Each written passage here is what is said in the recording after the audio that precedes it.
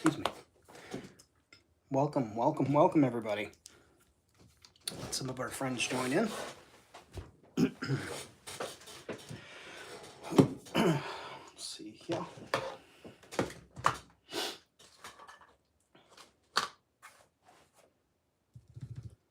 That's what I need to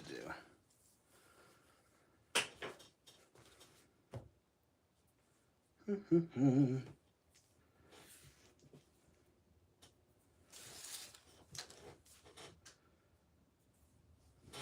What's up, Bjorn?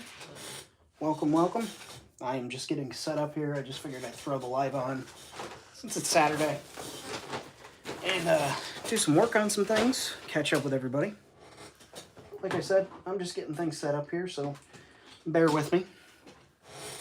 Jabalon, Nebula, what's up? What's up? Welcome, welcome, welcome. Happy Saturday. That's not what I need to put away, that is.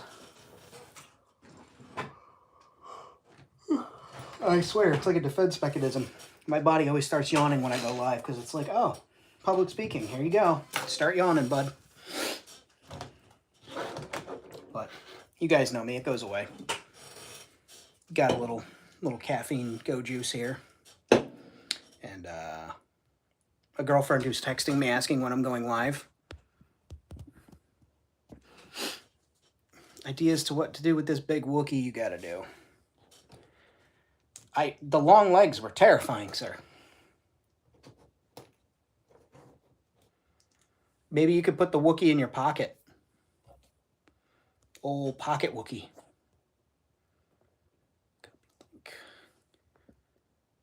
Give me 1 second, folks. We're back. Bjorn's got a huge Wookiee. Huge Wookiee. It's like concerning how large Bjorn's Wookiee is. People in the streets were crying earlier. They saw that thing and it was just like the same type of screams of like, you know, unfortunately you see it in war movies when like a mom finds out that her kids didn't make it back from war. That type of scream. Fucking huge. Hey, hey. Ian, if you need to go to sleep, never sacrifice sleepy time for famine time. Because not all famine time is sleepy time, but all sleepy time is famine time. Go get your sleeping in. All right. We're just, I got a few things going here. I've been chipping away at the big building. The start of the big tower. I've added a hydration capturing system to water the buildings. I've put power from the generator to the building in a couple of spots. You know, one going up there, one going into the building. Started weathering this thing. I still want to make a grate for this just to cover it, you know, because you don't want anything like flying into it. Sort of just working on this on and off here, just like I do a little bit of weathering and then I'll fuss with something else. And I've added, you know, a decal here because it has a big Blue Sun logo on the other side. So I figured it would still maybe have some identification from when it was being shipped around. So that's Blue Sun in Japanese. But we're working on things here and yeah, doing that. Just little bits of weathering here and there. Added something, another condenser, like a cooling thing to the AC unit. I don't know why it's there. It's science fiction. And then here I've been putting together an antenna rig that'll be able to clip onto the side. What's up, Anthony? And I have like an antenna coming off of here that's, you know, broadcasting or receiving radio, but I made this little clip system out of phone keys so that when it's all done, it can just click right on. And if I need to take it down, I can pop it off. So something fun. But these are just little things I'm working on. Might work on a figure. I do want to open this up from Ultra 85 from Logic wrapper. It's an ATM 301. I got this on like a super sale somewhere. And it looks like it looks Star Wars enough for me and Future Bot enough for me that I'll probably do some paint work on it. but it is like, it's 5 POA. The head turns, does not go up or down. But again, it's science fiction enough to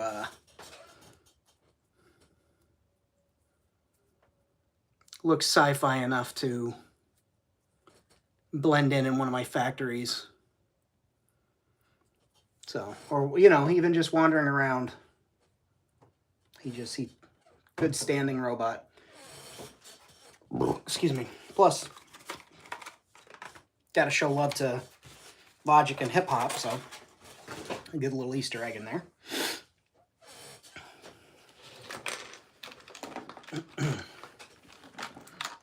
Speaking of Easter, how was everybody's not Easter yesterday? Or the day before? It was the day before. Day before was not Easter. I mean, today is also not Easter, but you get what I'm saying. Excuse me. I got a late start today, so I don't know why I'm yawning. Probably all that dessert I had, and plus the fact that it fucking gets dark at like 3 in the afternoon around here. Hey, girl. What's up, Audi? Hey, Meg. As you guys can see, that table back there is completely empty now. It's actually been raised up to match this level. Yeah, I gotta point this way. To match this level, it's been raised in height and fastened. So, and then I put another board against this side so that we have something to build off of. So that's why that table is like full of stuff right now. Which is interesting, walking in here and not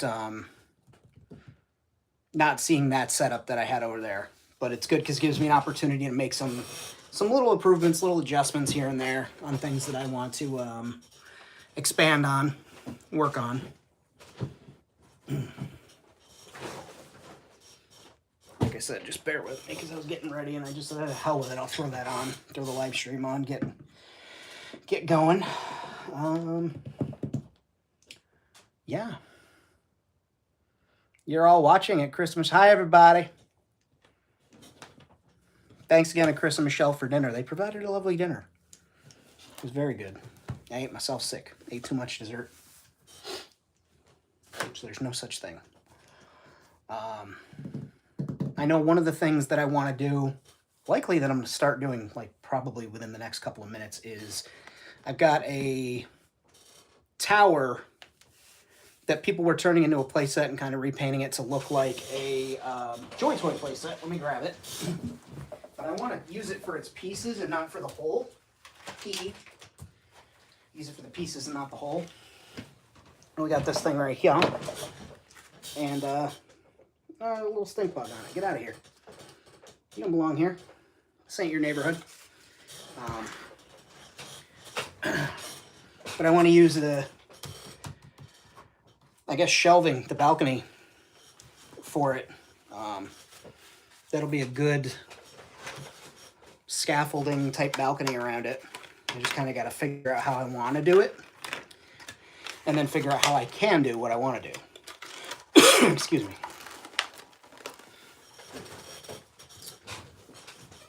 But this thing's got, I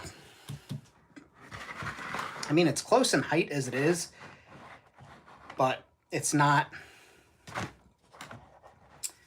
where I want it. Like, it's not where I want it, so I'll probably have to heat it up with a hairdryer or cut the clips, but this will be something separate I can use in another spot. And I want these pieces to use as at least balconies out in front for walkways for people to get from level to level. But we'll get there. And again, this other stuff, I can use it at a different time to make other structures. It's got diamond plating on it. You know, I'm always looking for stock with diamond plating. This little elevator basket thing, which I can take apart and use it. Hair dryer. You ain't got no hair, Lieutenant Dan. But you're one of the cool kids like me who keeps a hair dryer despite having no hair. So, now Have I ever done a disassembly on live here, guys, where I like completely strip apart a damn like item for all the greeblies inside of it? I feel like I did one of those on a Patreon. I shot a Patreon video taking apart telephone, I think it was, telephone system that I found on the side of the road that's provided a lot of these buttons and stuff, but I don't know. I just work here. Metal screw. We can go ahead and hold on to that, put that with the other metal screws. That comes easily off.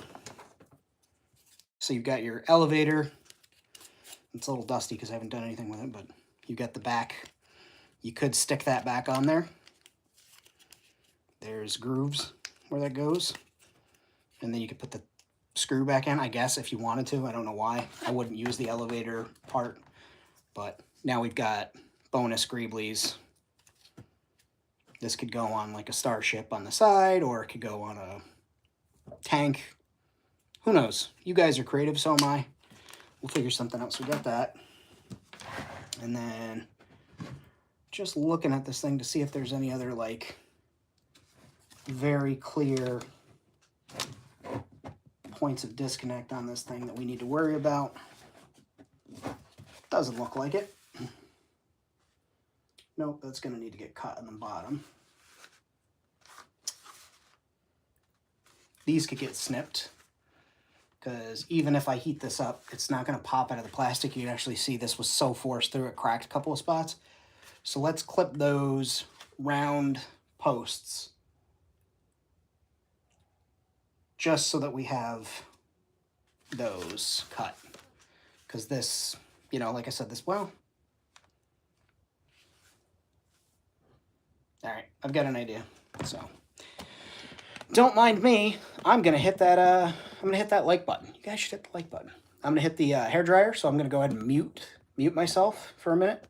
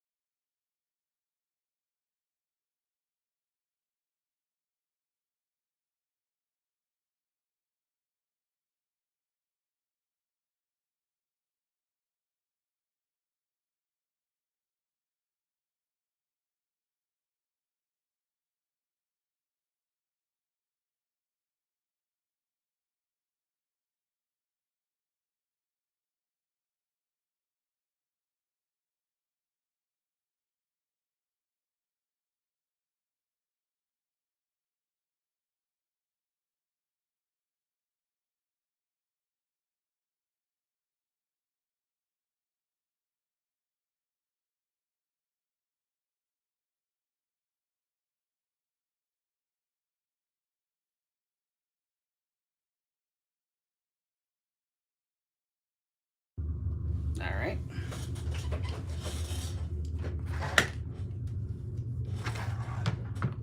The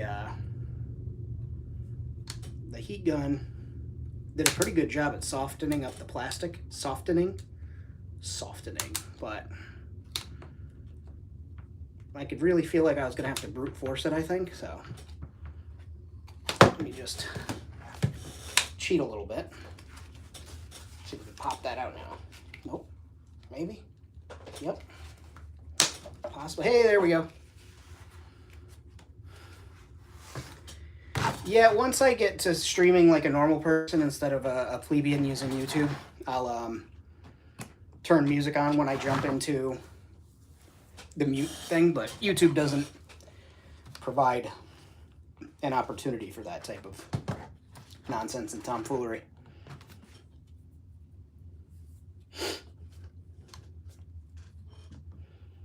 Those types of shenanigans and whatnot.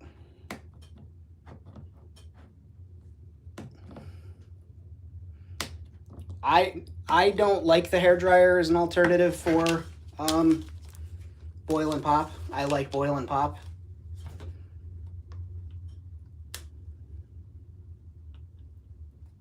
And honestly, just getting a nice cup of boiled water out of the micro always seems to be enough for what I need.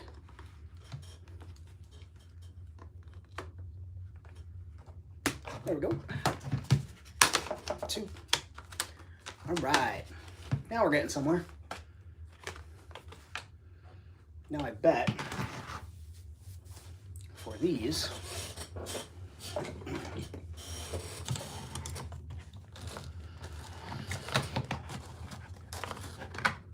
just safely. Yep, this is the right tool for this job.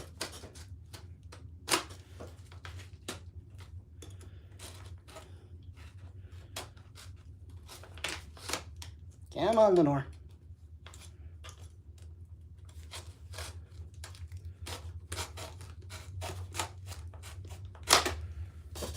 Yeah. Got it. Got it.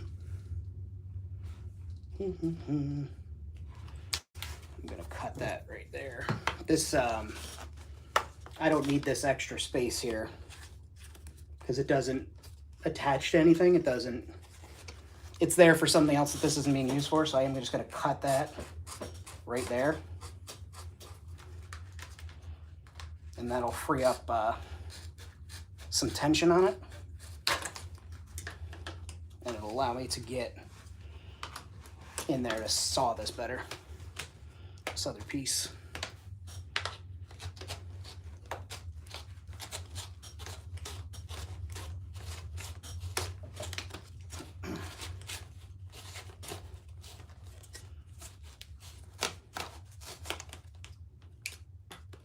There we go.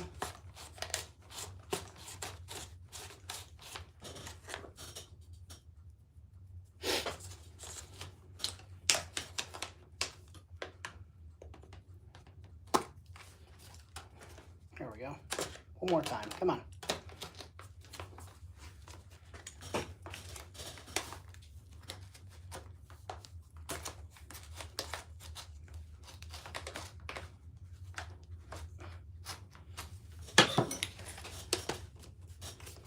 Come on. I got myself in a situation here with how I cut. There we go.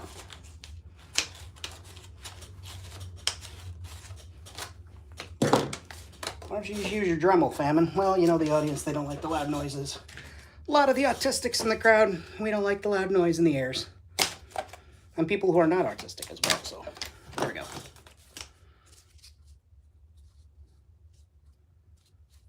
That's what I'm looking for.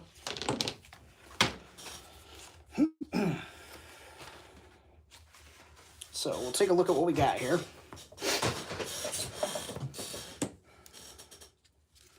Got this piece off. This is the balcony. And I'm thinking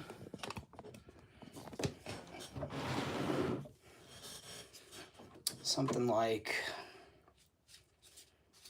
truth be told, maybe this way. Because that allows the wires to be safely caged in, but we'll see. But I know I do want to clean up, take these off, or at least get them flush. Because we do have this nice detail here. Little rivet looking things. And I know we can strengthen this up underneath with either some styrene or some woodcut pieces. And make that into a balcony, whichever way we do it. So let's carefully trim some of this plastic off, the flashing and leftovers. Just a couple of smooth cuts with the X-Acto.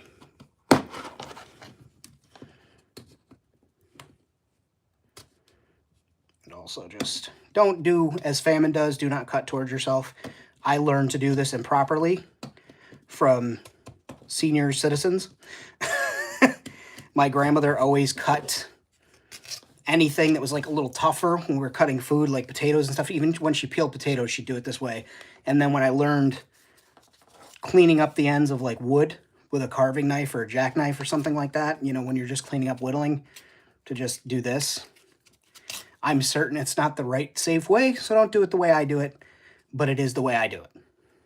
You know, when I show these things and I teach, you know, what I've learned, I do like to think that the lessons I give you, like don't fucking cut towards yourself, maybe carry on. Because I can tell you, I've gotten myself pretty good in the thumb a few times. It's usually due to a dull blade. This is fortunately a nice new blade, so less likely to lose control and hurt myself. My dad built my mom in her studio in the garden, but she, in her own word, turns into grumping ground. Ah.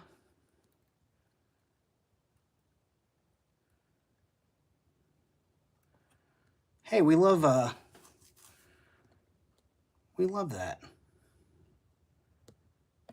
Chris is worried about your thumb. See?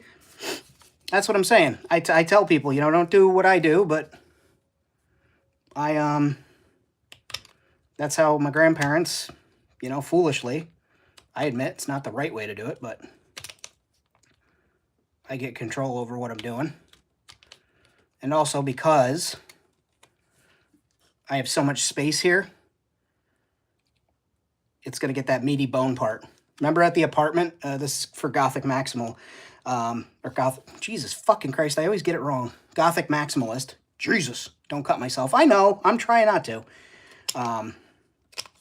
Remember at the apartment when I had the Leatherman? And I was like, this is the wrong tool for this. And then 11 or 12 seconds later, I fucking cut myself so bad. I still have the stupid scar on my thumb. I don't know if you guys can see it. That white line there is the scar from when I slipped and cut myself with a serrated blade on a Leatherman. So that was during, what's up, Red? That was during lockdown. And that was like one of the first weeks that I had stayed all the way with Kenny and Jason. And I didn't have my tools, but I was trying to work on something action figure related. I think it was one of my 112 custom bots that I was trying to make. And I slipped with that Leatherman because it was not the right tool. And I fucked my shit up. What's up, Triple D, one of the channel members? Welcome, welcome. Thanks for your support. If you guys don't like Patreon or you don't like Ko-Fi for whatever reason, hey, it's up to you. But you can always support through YouTube. I have a few supporters that subscribe to the channel and have joined. There's zero pressure, but it's nice to get the support, and I appreciate you guys.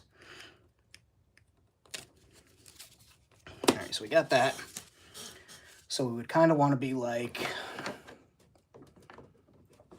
maybe somewhere here, or we also, like I said, we have the option to go this way, but I kind of do like this option here, and then whatever balcony we have here. Left this on a cliffhanger. I cut the shit out of my thumb, and I got that scar. Remember, I had to keep myself all bandaged up because it was the wrong tool, because I was dumb. So again, maybe don't always do what Uncle Famine says, you know?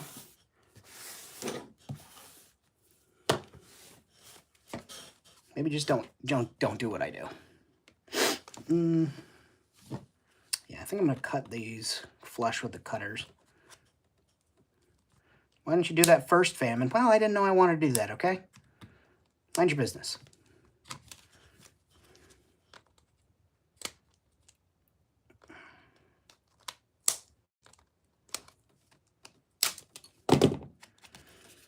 So we're definitely gonna have to sturdy this up because it lost its support from the front and back supports that were on there where it was attached fast.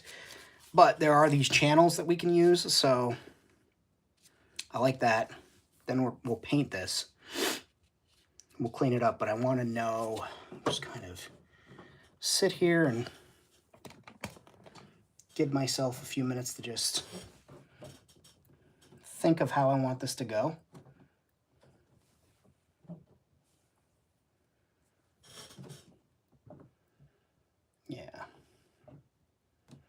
I like that it's big enough to the whole spot, but also allows for walking over here. So, I'm going to say yes to that, and I'm going to go, hey, thanks, Macon Hicks. I appreciate you. Thank you for coming in. Going to go with that. I think that this is the right way to do that.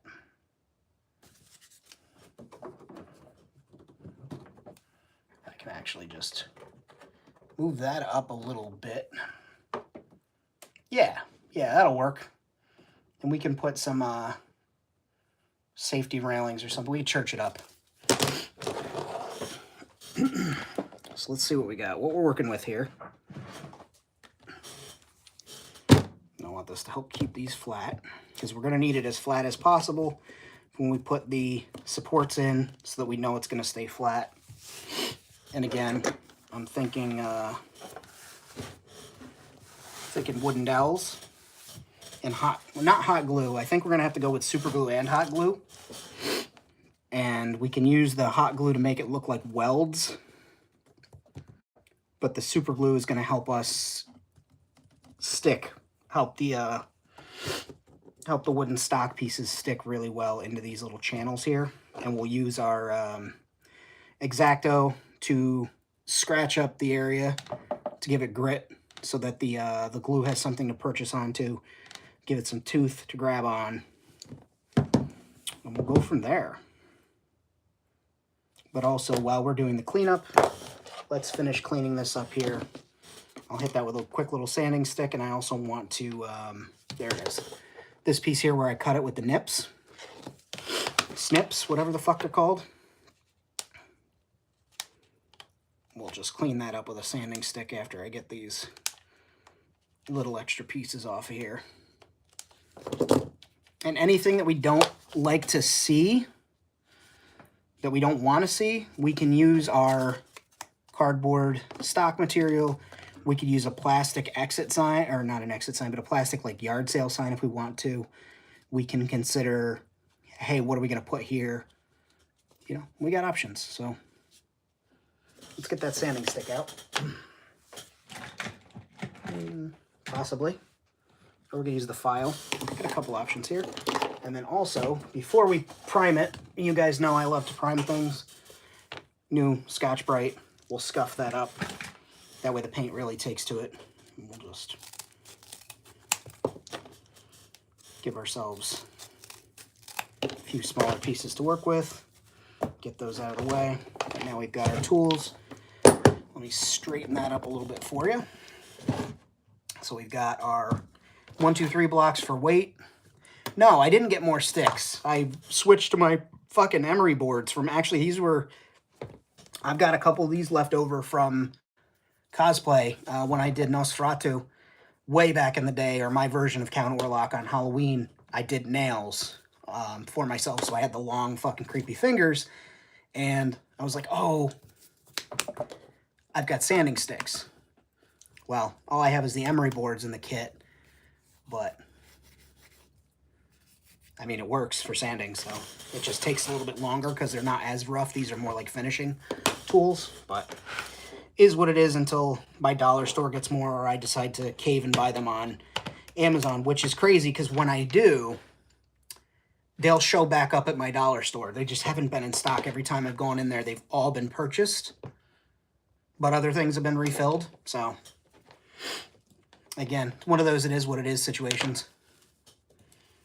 All right, yeah, that's what I was doing. We want to clean up that. See, we've got that like look there from there's no there's no royal mouse here. There's no mouse in my pocket. Maybe there is a royal mouse. I don't fucking know. My boy Quinny did kill a mouse the other day, though. And we're very proud of him. He got that rodent. He said, not in my house. Not in my house. Dad brought me in the streets. Dropped me in from the streets, sir. I got into a Jeep. You don't get to just walk in. You got him.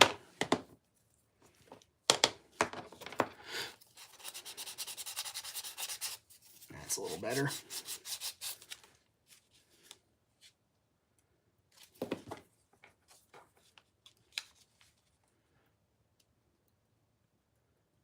we go. See, this is why I prefer the control towards myself and not whatever that just was.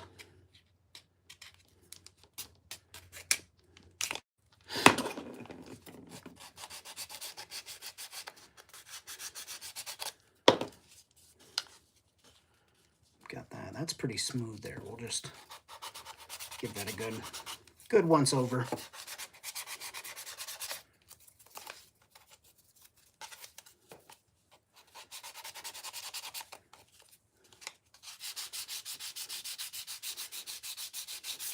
This trick I've learned to save my hands.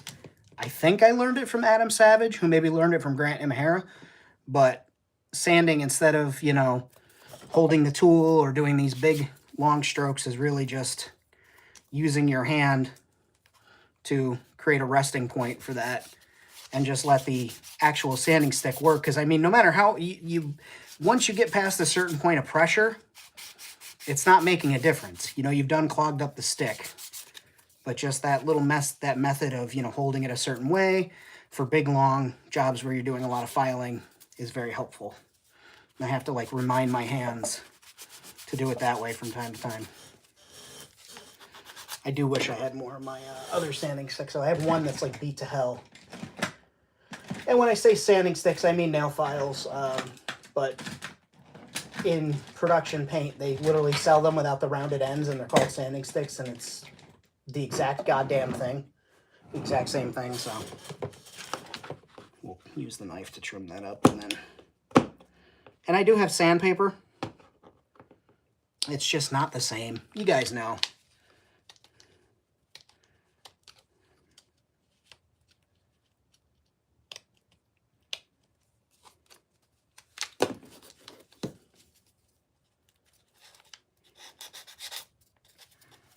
That's gonna bother me.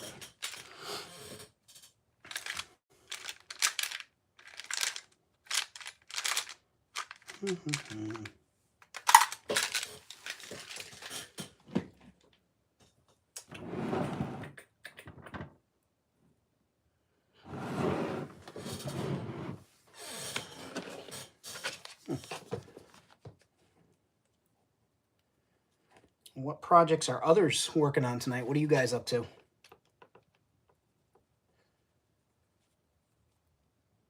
I know that Bjorn's either working or concocting some type of experiment, trying to solve that big Wookiee problem. Ladies, fellas, big Wookiee problem. Go see my friend Bjorn.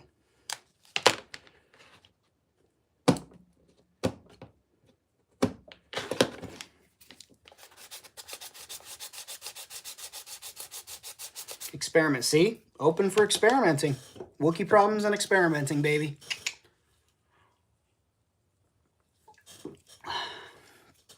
You want to paint or build? Why not both? He says as though he also doesn't do that, where it's like I either gotta sit down and paint or I gotta sit down and build something.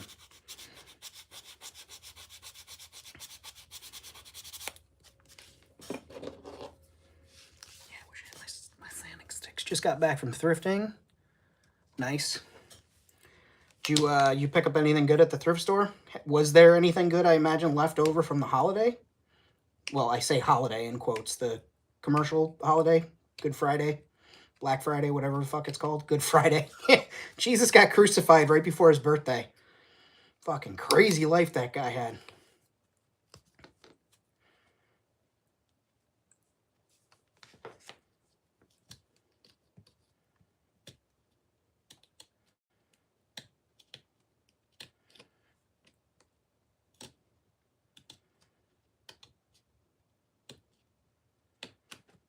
I dislike... Dominoes. Well, that's cool. That's very cyberpunk. I really dislike Goodwill around here for the jacked up prices. I do love Savers, but I know at like Salvation Army, Goodwill, all those places, the toy section is like where parents just leave their children, kind of like they used to do in Toys R Us, where they'd be like, Mommy's going to be next door. You stay in here in the toy store. And they just destroy the fucking place. which is, you know, that's a problem that people should look to. But anytime I've gone in, they're just like everything's sticky and dirty and broken, and there's never any Star Wars stuff. And with the rise of the popularity, because resellers were a thing before, you know, before content creation and COVID shopping and all that stuff, but there's a lot more people that thrift to flip on eBay, and in turn, these thrift stores have learned that people are willing to pay, you know, $20 for a shirt that may have been $30 because they know that the reseller is going to get $50. Or places like Goodwill also put their items online. So you can't even buy it in the store. They immediately put it up on the web to sell it. And it is a for-profit business. It is not a Goodwill charity. So I dislike those places. I try to avoid getting things there if I can. And truth be told, they quite frequently don't have anything that I would spend money on. It's one of those weird catch-22 situations. But I do love Savers. That place seems pretty legit.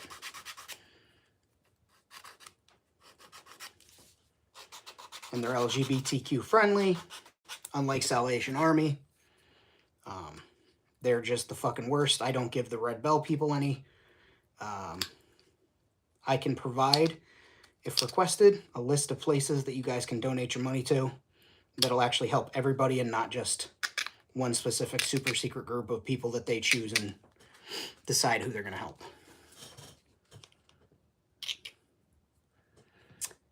I'd love to do, you know, investigate at town dumps and or local dumps and things like that, or furniture salvage places.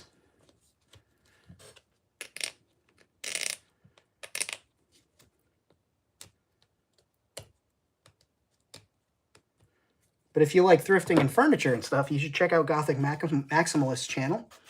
Go ahead and subscribe to that, because she fucking finds awesome things all the time and cleans them up and makes them gorgeous in her gorgeous home. So you should check that out. What up, J Diorama? Keep building. You got it. Thank you. Thank you, thank you. All right.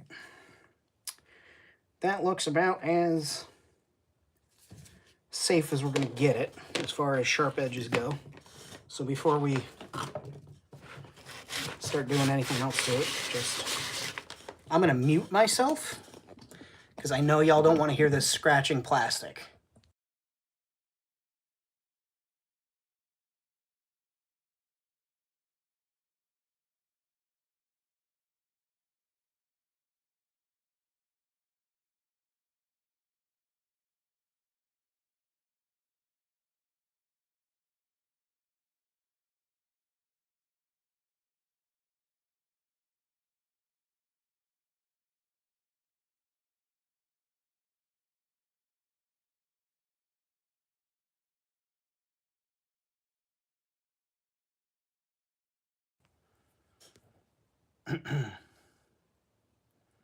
Charity shops rather than thrift stores. Yeah, that's cool. I love the UK. Some of the streamers, or not streamers, but YouTubers that I follow in the UK, they go to, like you said, charity shops and things like that. And things are very reasonably priced compared to the Americas and what's available.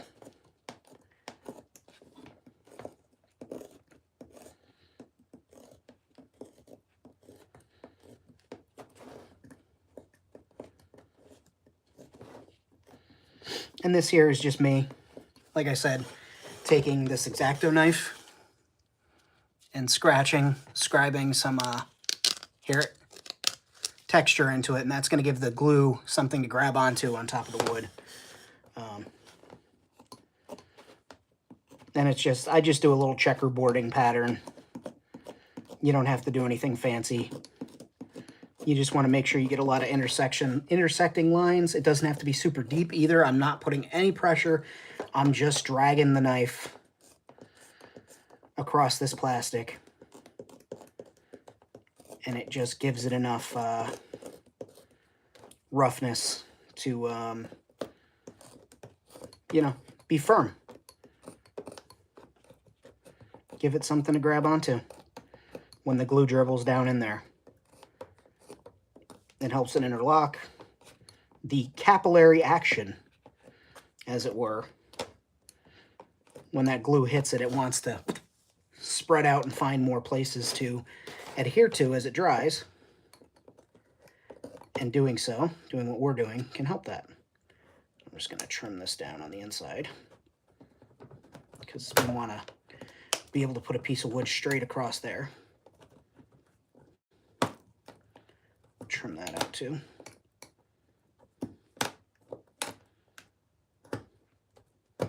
Good enough. Tap the excess out.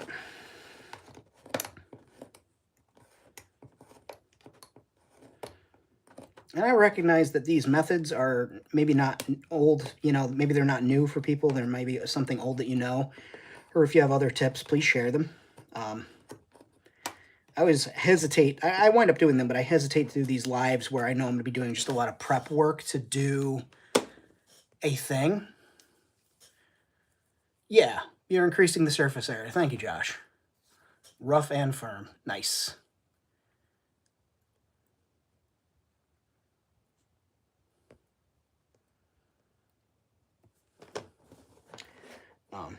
You know, and you guys seem to like them. I just like, for me, it's strange to do the priming and things like that on camera.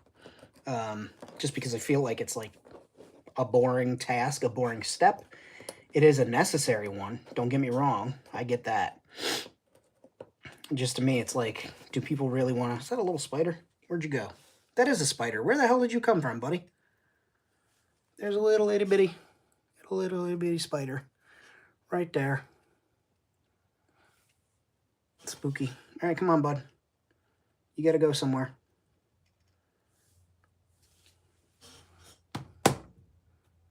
Okay, bye. Have fun storming the castle. Spotted Dick or Bubble and Squeak.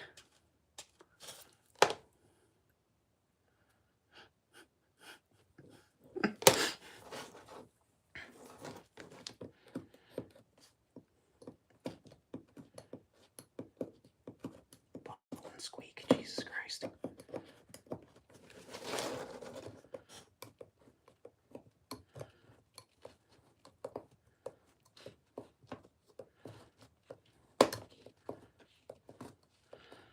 Then again, Americans lack creativity in naming our foods, because we're just like, we just call it what it is. You know, oh, that's fried alligator tail with French fried potatoes on the side and ranch dressing.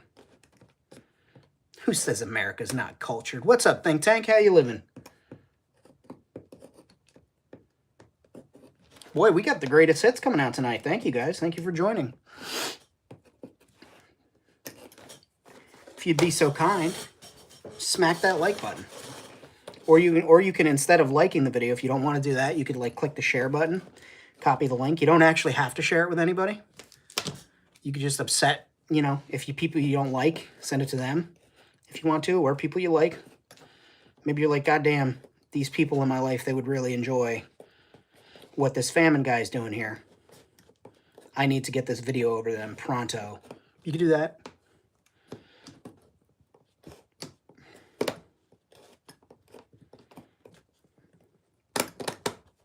I won't tell you how to live your life.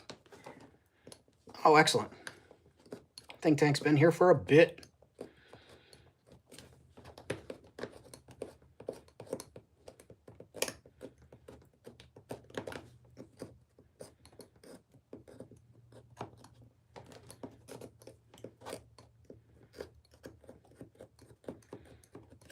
Crisscross applesauce. We're almost done on this part of it.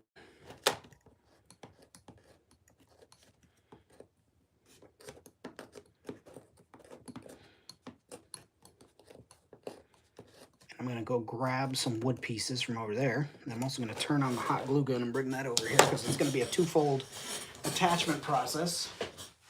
Twofold.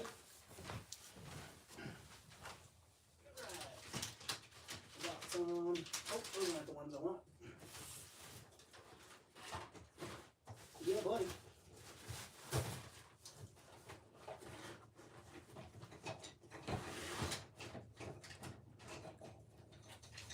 That's all it needs, that right there. this right here, a couple of sticks of that there hot glue. How do you know if your hot glue is hot glue? Is the glue hot? Yeah, well then it's hot glue.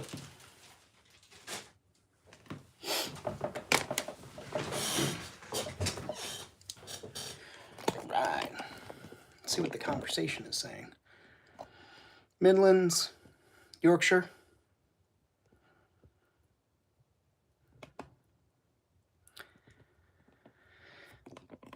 Bjorn, you actually have to, in America, we have to call them freedom fries. I think was part of the Patriot Act. So, make sure you get that right. Okay, so we'll start our first piece right here. I'm just going to use this.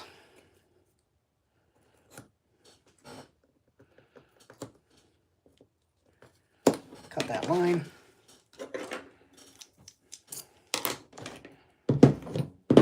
I could set up the little chop saw, but that fucker would be loud.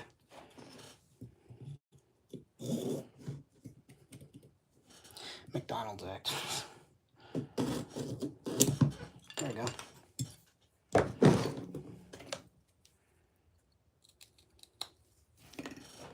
All right. Perfect. All right, I am gonna... I'd love to sand it down. If only I had some sanding sticks. But I've got a sanding sponge. We're gonna use the sanding sponge. That size, yeah, that'll work. Just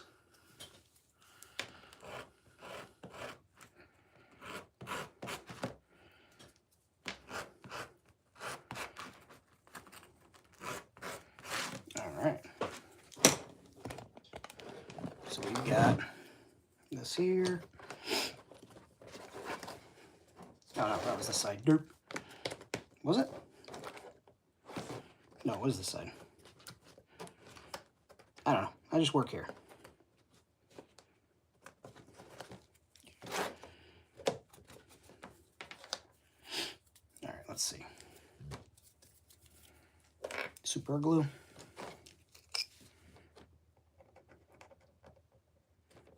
Okay. Put that in the corner. All right.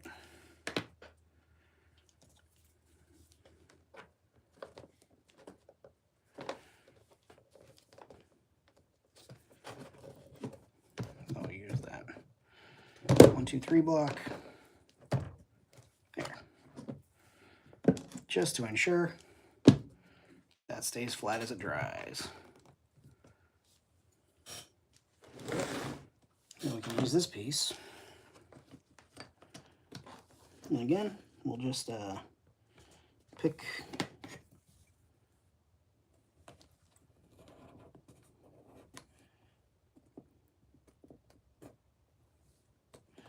cool.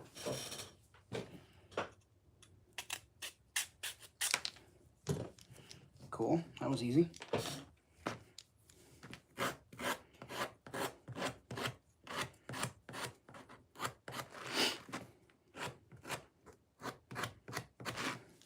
Okay, make sure that that fits in there. It does. I actually want to, well, holy crap, that is friction snug, but we're gonna put some glue on that. I don't even know that that's gonna need hot glue. That's dope. Good for me. Good job, Famine. Gold star.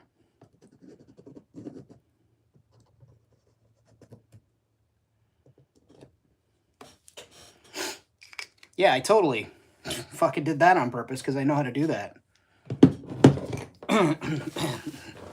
Excuse me. You know what I mean?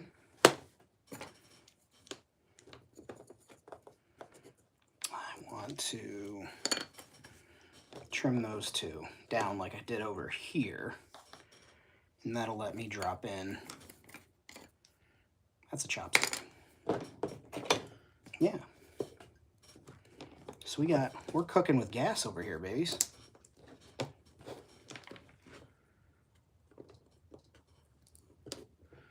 We're not actually cooking with gas. There's no gas involved. I don't want anybody thinking that they have to get gas involved. Like that Famine guy said, well, that Famine guy said there was something about gas, so I went and got gas, and now we don't have a house.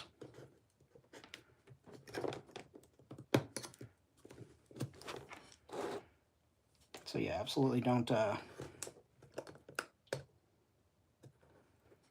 take the shit that I say literally.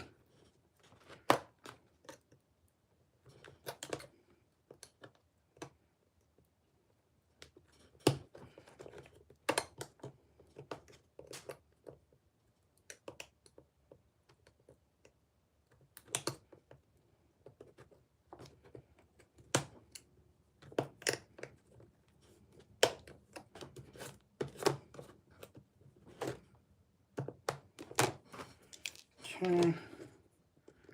Then I think we'll cut there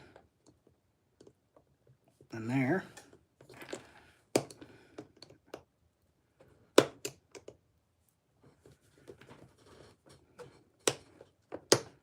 Cool.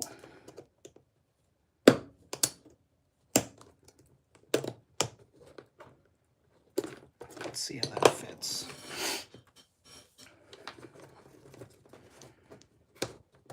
All right. Close, close, close. I do like that. Let's trim that up a little bit closer. There we go.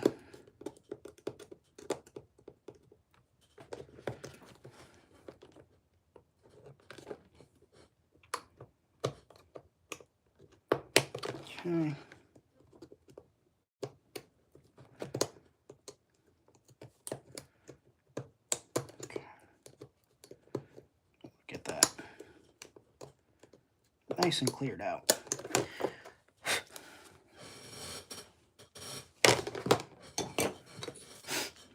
All right.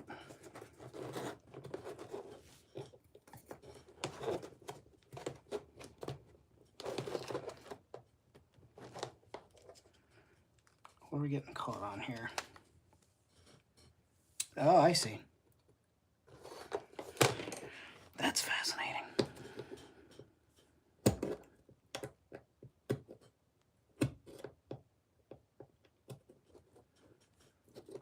It's the thickness of the plastic from when they molded it, I'm guessing. Right there. It's pushing that out. That was stopping me from getting that to sit in nicely. Now, I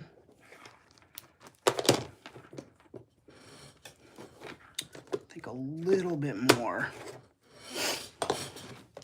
Let's see. Maybe we can just sand the entire rod. Heat. Give it the old rod sanding. Ladies and gentlemen, thanks for joining Famine Studios, where we sand our rods.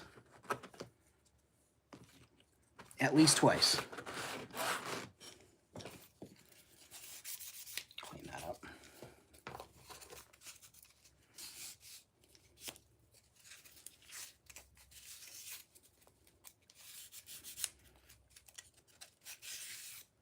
Real men do sand their rods. And I don't know why. What's wrong with my brain? But for whatever reason, all I can think of is like rod sanding sounds like a Boston tradition that they'd be really mad that you don't know about. You know, like, what the fuck do you mean you don't know about rod sanding? What the fuck did you do for fun when you was a kid? You didn't sand your rod? Hey, we got a fucking guy over here that doesn't know how to sand his rod.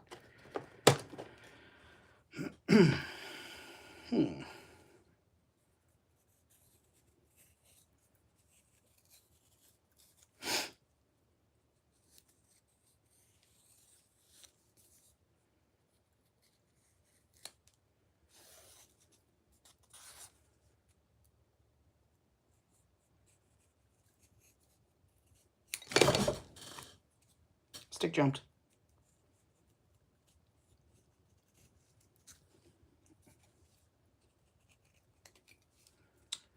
And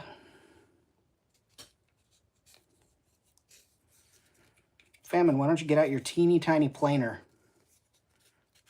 and just take a few thousandths off of this, because I don't want to go find my teeny tiny planer, or plane as it were.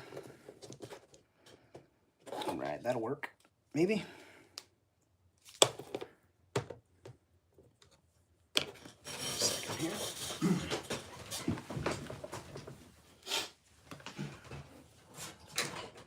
All right, we'll use that.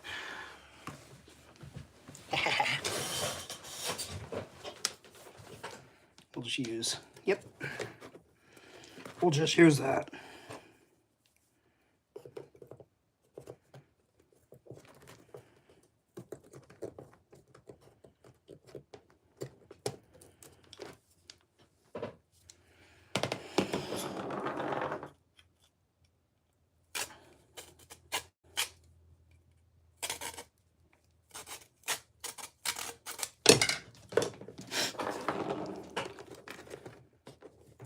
Yeah.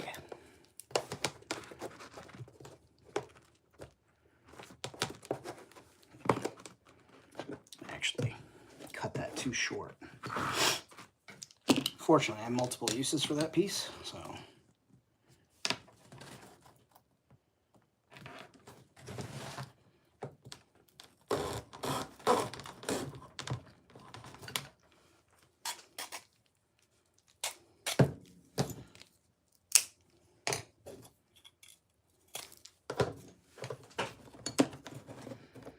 Okay, a little bit shorter.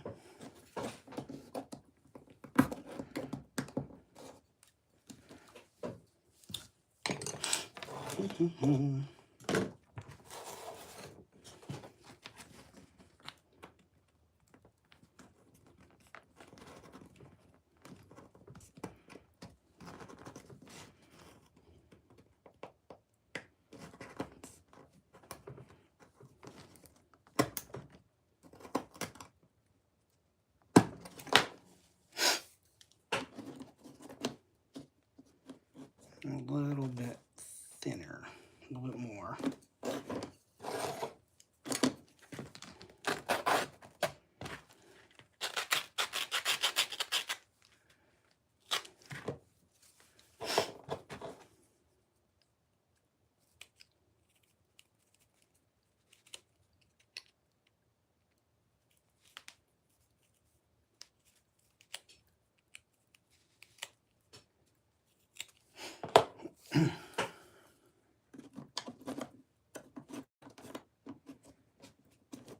A little bit more.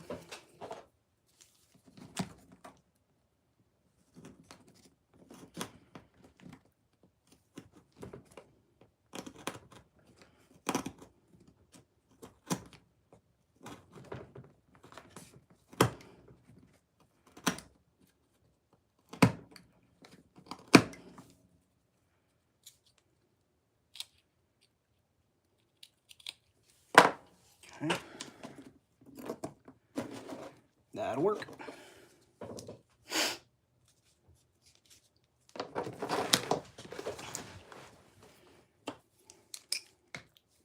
So now,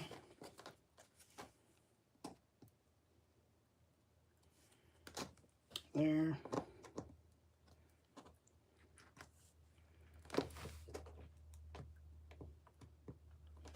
Cool, cool, cool.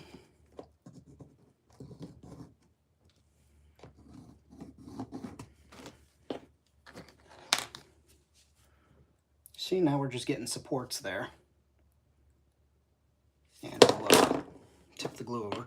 No, we'll support here and here. You know, we may frame out the entire thing. It doesn't matter. It's just going to get more and more, it's going to have more and more support to it. And it's already staying nicely flat. So let's do that.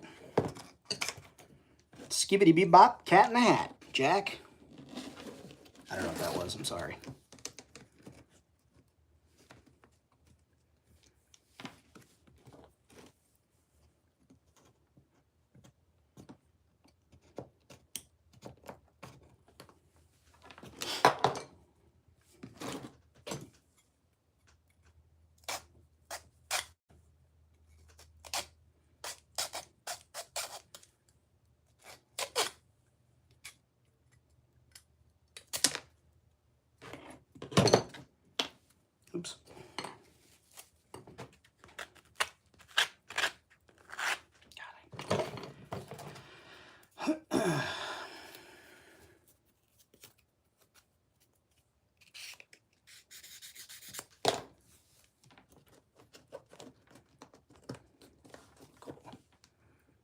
cool.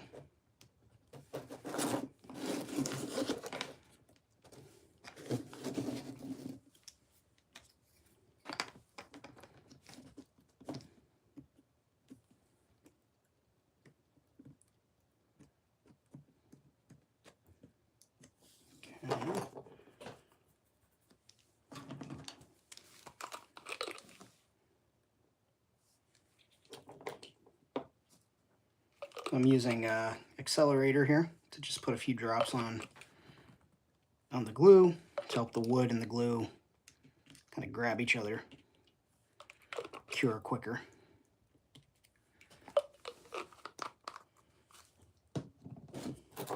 So let's see here. Guess we'll cut this right down to the plastic underneath, all the way down to the bottom. Cut away at the bottom there.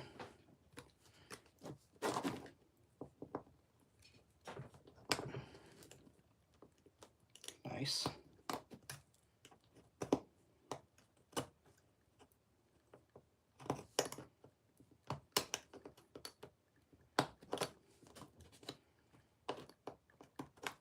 Okay.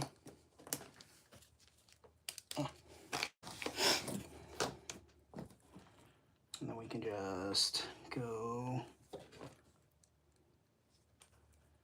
right here.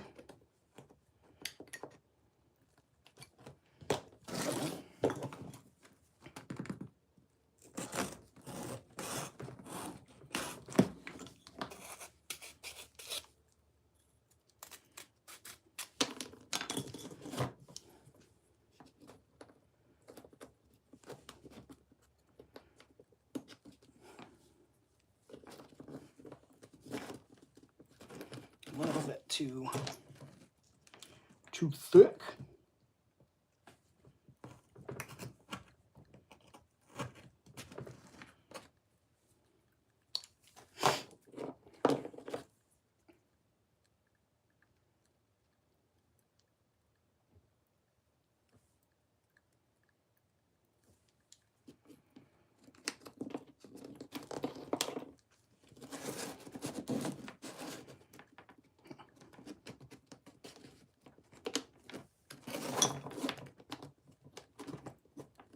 There we go.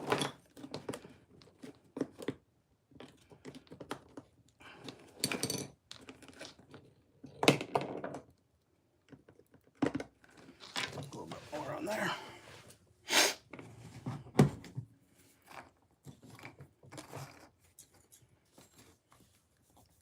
Okay.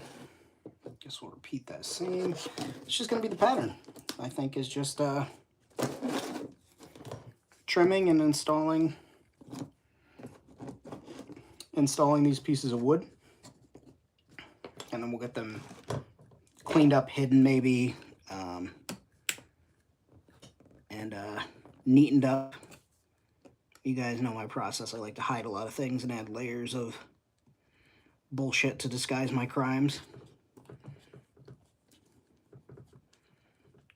It's not just weathering that can hide your crimes. It's also how you cover up what you've done, quite literally, when you're building things. Go on. You little shit. Yeah.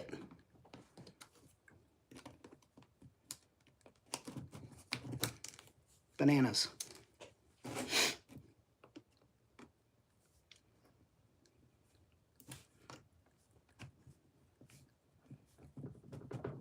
And also, if you do wind up, no, we milk the gargoyles.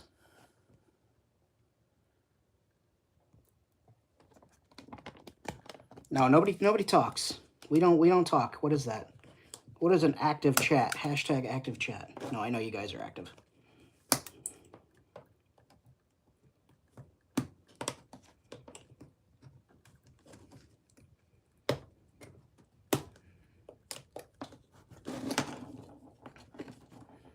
That'll work. Okay, so call that right there.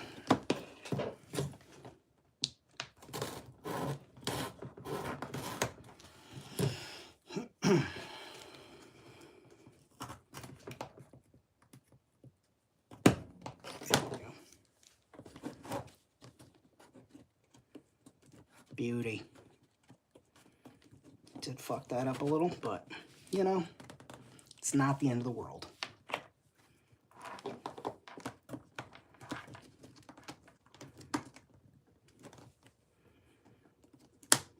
There we go. One more turn.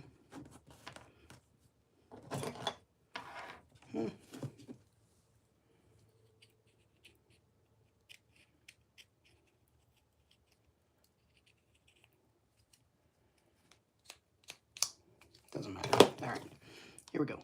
Load her up.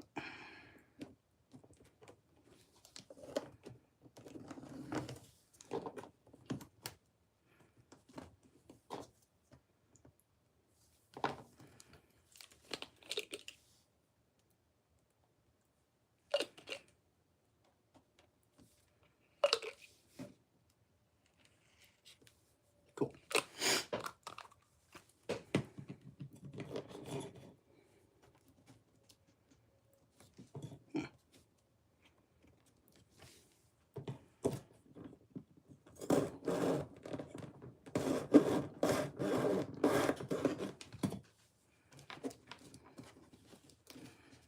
A little bit more.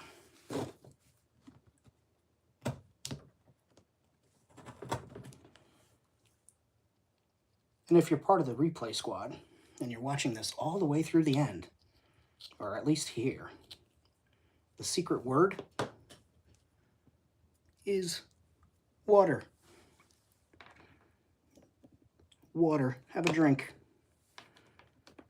But yeah, drop the word water in the comments below if you watched all the way to the end, or at least to here in the video on the replay squad.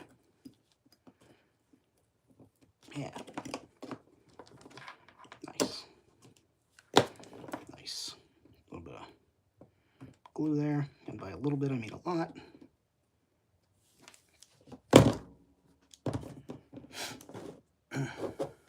The word was water. Water.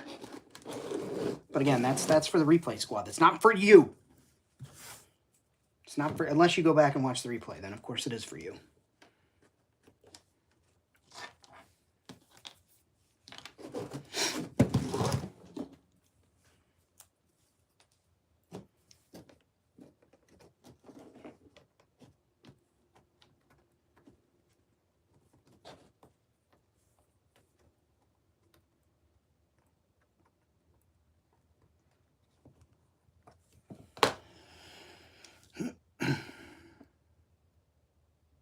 Check in 3 days like a freak. No, that's fine.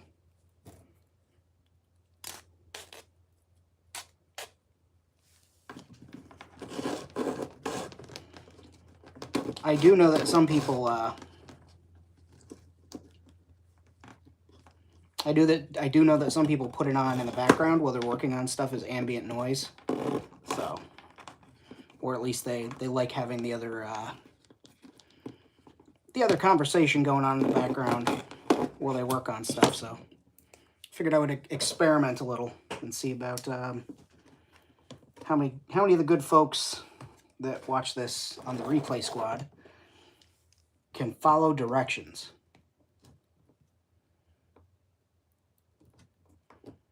You know, because I'm just saying, the replay squad, they can't be bothered to be here on time. Can't be here to be, you know, be on time. So I want to give them a hard time.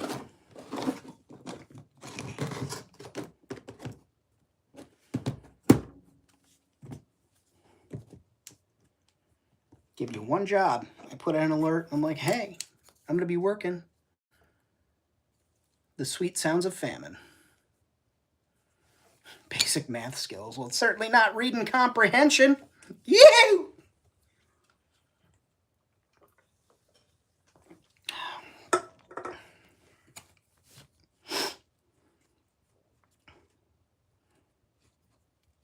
I don't know what's wrong with me. I mean, I'm pretty sure I know what's wrong with me, but you get my point.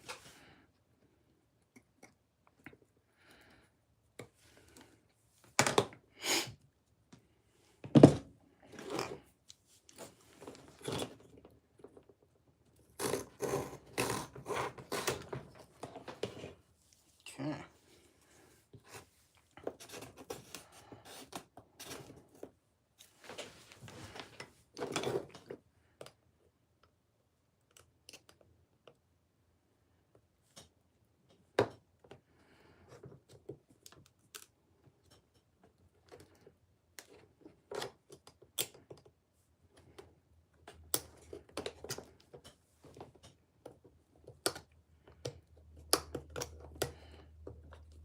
Excuse me. Excuse me again. A little bit more. Needs a little bit more off the top.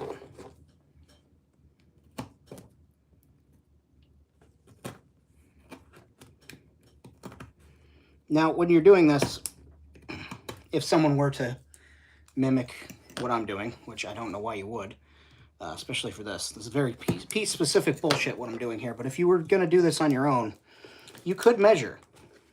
You could take the time to measure everything, unlike me. Whereas I'm just like jamming things in, making it fit as it goes.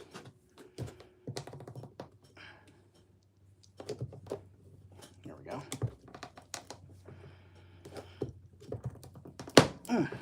Oh yeah, snug. But you could measure. You'd be like, wow, I measured. And I'd be prouder of you for it if you measured, honestly, because I don't know how to do math. So what I should do is put a couple of pieces in here as just braces, and I think I'm going to do that. In fact, I'm certain I'm going to do that, so.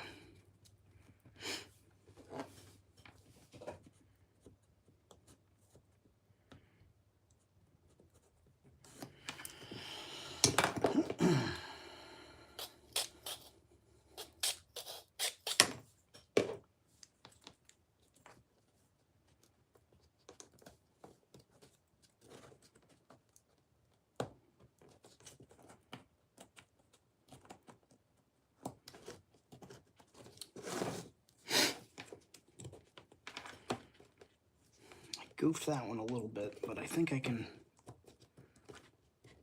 still make it useful. I'll just put it in here. Make this that piece.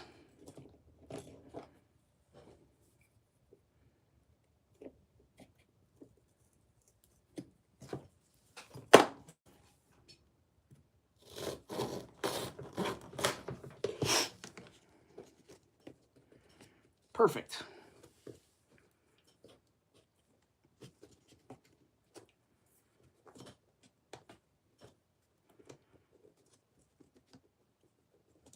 Yeah.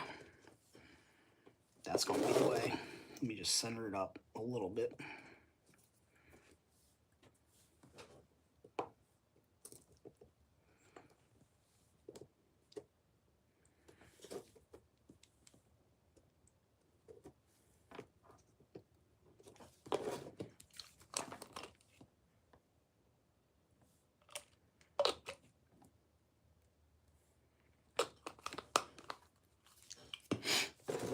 Is that going to fit it all in there? Yes, it is. Maybe a little bit. Possibly.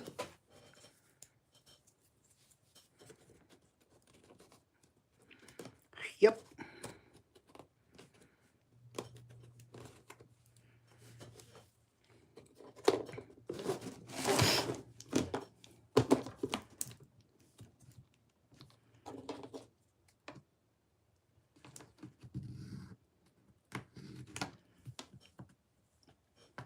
And I'm just packing the glue on in spots where the mating surfaces touch.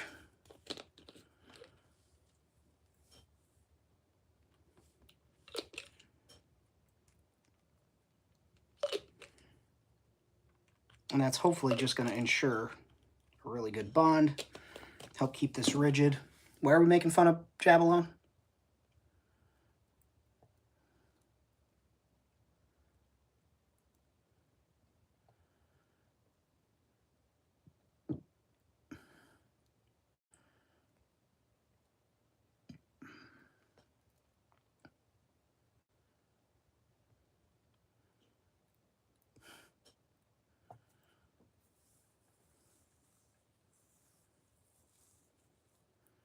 What am I making? A mess currently. Uh, making a balcony that's going to go on this piece here as a like piece of scaffold slash balcony for this slummy type apartment. But I wanted this flexi plastic to be more rigid for figures, doing figure stuff, I guess. So this was my my solution, was to just brace everything up with wood, and then I'll cover it, or, you know, make it more presentable from underneath, because I do want to be able to take like upward pictures and stuff, and I don't want the wood showing, because as you know, with gimmick lore, wood is a sign of wealth and opulence, and these people clearly do not have wood and opulence. So I will cover them up or paint them or disguise them as something else.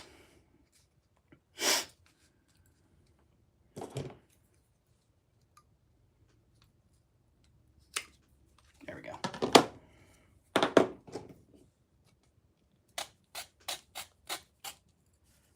"30 degrees out in North Carolina. Hey, it's cold in North Kakalaki tonight, folks."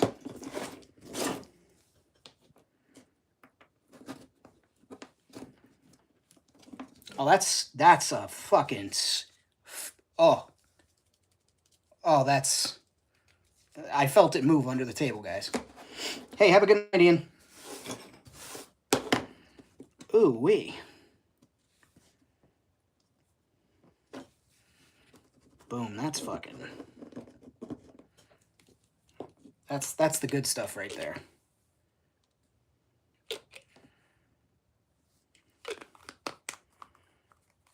Okay.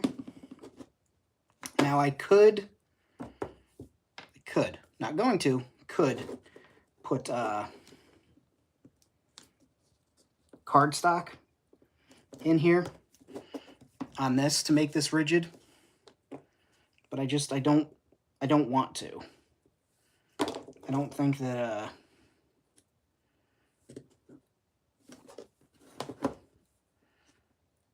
I don't really think it's going to add anything more to what I've got going on here. I could add a couple more bracers here. Maybe one, and I can just make it look like a pipe. I think I'll do one more here and make it look like a piece of piping if necessary. One there and there. Yeah, can't hurt. I really can't do a mini tour right now because, as I said, this table behind me here is empty, which I took a lot of things over there to put over there. I'll put up a tour video soon. I was shooting some things for a tour video, so I'll do a tour video soon for Chris and Michelle. They can watch it then. I'll send it directly to them. I'll make them like and subscribe. But yeah, I put a lot of stuff over there and in the wrong spots. So.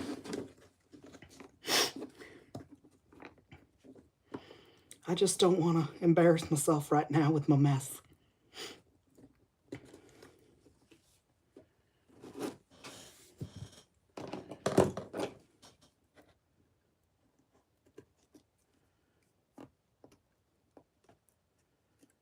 Okay.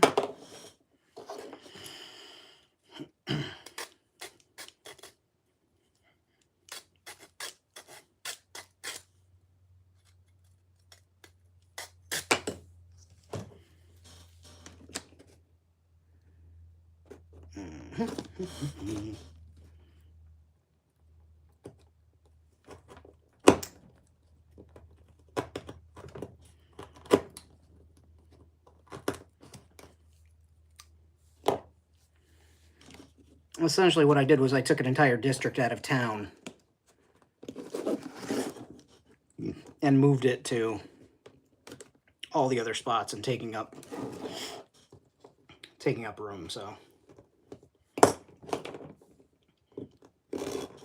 because I received a large item in the mail from Abby, and I needed to get that table to match the section that's next to it, so I can continue the walkway around it so that people can travel to it.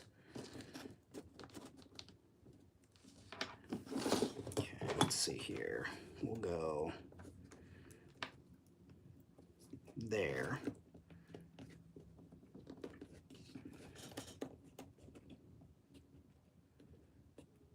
Hi, Daisy Doo. I hear you out there. Yeah, I know, honey. I'm working with so much super glue, though. I don't want you to come in here and get any on your fur. She's like, I don't know what the fuck you're saying. Let me in.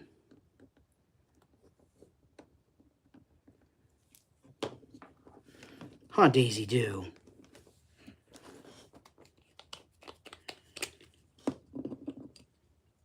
In case you're wondering why I'm talking to myself, my lovely kitty cat, who's usually allowed in here, even though she's not supposed to be in here, and Dad's such a pushover, Daisy would like to come in and supervise, possibly sit up in her little perch that I've created for her, but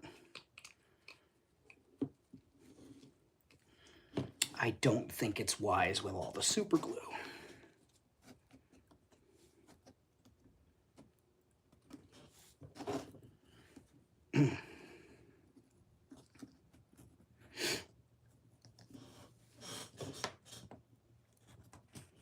Okay.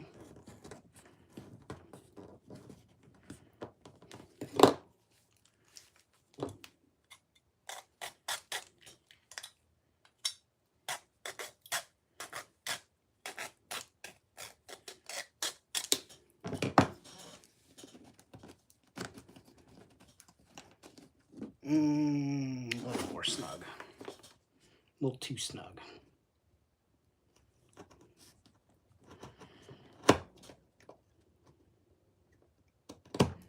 Be the name of Gimme's, Jesus Christ, Gimmick's Sleepy Time rap artist. Too snug.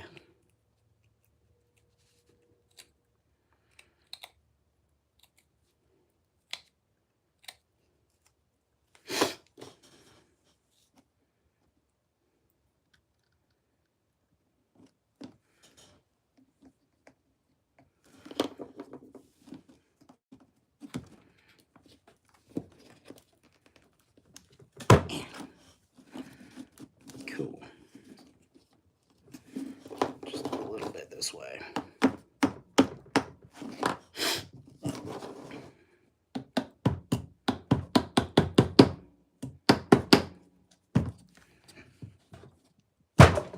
Cool. All right. So now I'm going to church this up a little bit. Famine, what do you mean church it up? I'm going to hide all this bullshit, all the wood, so that when we take pictures from below, you know, like the camera would be, say, you'd see that. We don't want to see the wood. We want it to look all industrial and whatnot, so. Ouch.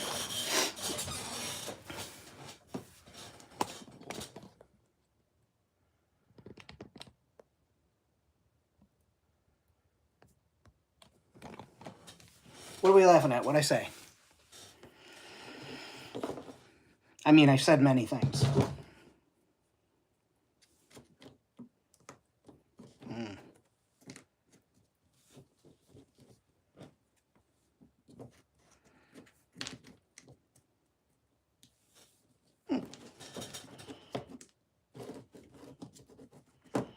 I'll just drop a couple of globs of glue. Tripping over my words. Globs of glue. Churching it up. Gotcha.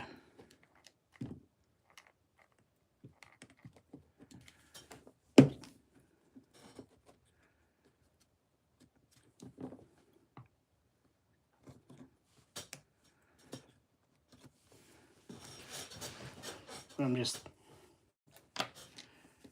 filling in some spots with, I might fit in there. Doesn't matter. We'll just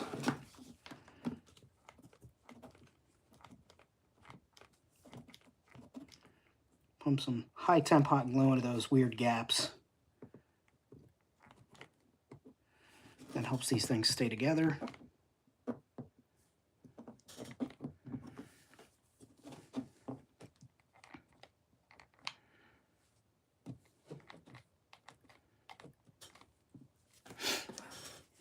And if necessary, come back in with a knife and just trim it.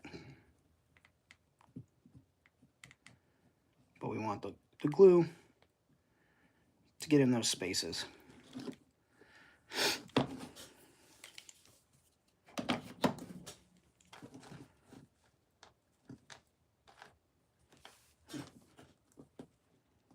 How the hell did I do that?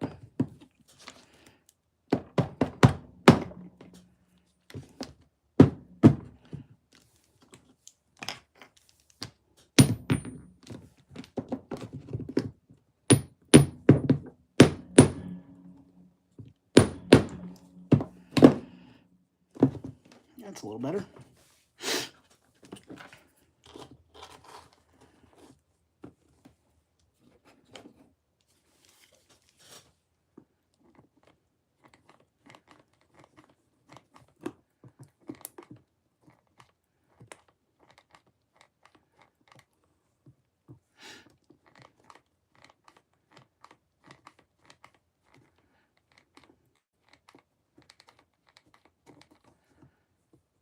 Good enough. So we will cut some cardstock. Where's my cardboard box I've been working off of? I have one box that I've been using in particular here. You know, so my brother Derek, he is not a contractor, but he was a stage set builder for RPI's theater. And a lot of my over-engineering and non-existing structure meant for play comes from working with that asshole.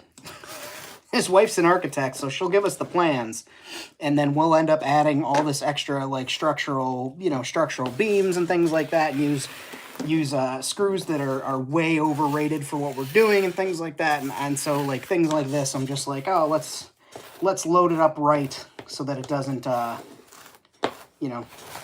there's less points of failure for me when it happens. So shout out to Derek, who taught me terrible habits when it comes to building fictional things. But also shout out to Derek for just being a great guy.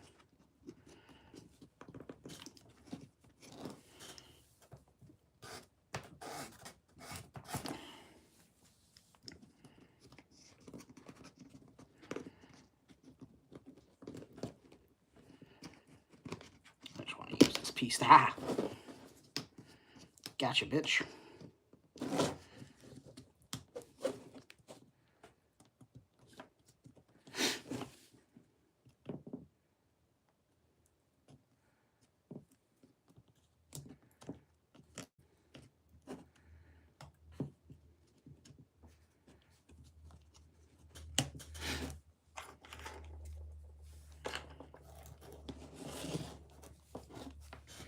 So we'll just use strips of card for certain things. Like I said, we want to have the light getting through, but we also want to be able to, apply paint to certain things. And by certain things, I mean all of it. So we're just going to go ahead and start putting cardstock over things, making the rounded pieces look like pipes by putting, bits of foam and cardstock over top of them to make them look like pipes. I hear you, Daisy. I love you. I sure would like you to be in here too, but again, a lot of gluing going on, my love.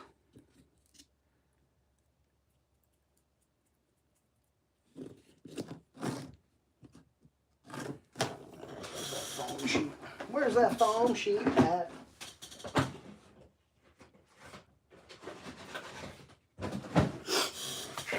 So we got, again, you know me, all about recycling when I can. White Castle sliders box, craft foam, super inexpensive, really great for putting super glue on, adding panels to things, and I mean it also feels nice, just a nice little weird texture. We've got those two super cheap things that we're going to use to zhuzh this up. So, and yes, that is the technical term, zhuzhing it up. It's got to give it that je ne sais quoi. Hi, Daisy Doo. I hear you, honey. She's pathetic. She sits just behind the door, and she lays down up against the crack of the door, and every once in a while I see just the tiny wisps of the fur from the bottoms of her paws poke through, and then she meows. It's very, very sad. Where do I get the extra long glue sticks? They are Gorilla Glue,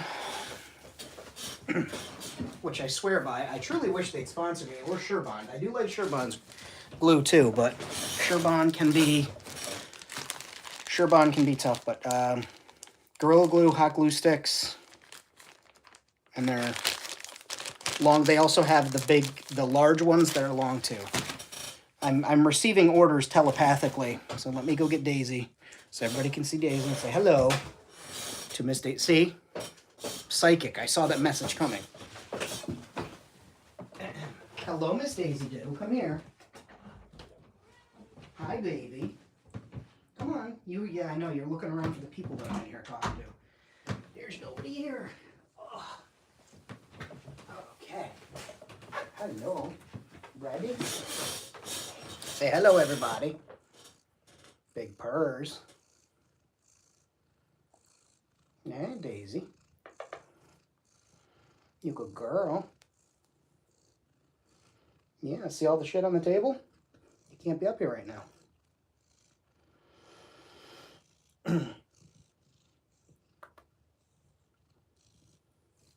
Here, I'll put you up in your tower. Oh. Get your one nail out of my shirt, please. Thank you.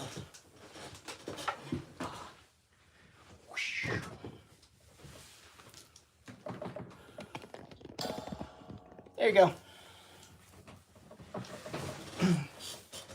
You guys can watch Daisy while I work.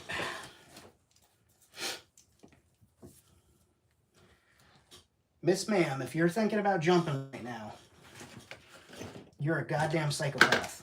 Do not. I just know she's considering it, see? I tell you, I haven't gotten any. Oddly enough, we're right in the Hudson River Valley. So, do you want to sit on the cardboard? Is that what's going on right now? Here. Daisy Doo. Here. Sweet girl. Ma'am, this is my life right now. Until she sits down. Go ahead, sit down. I can go get other cardboard. It's fine. Go ahead, sit down. Ma'am. Do you have a permit to be in here?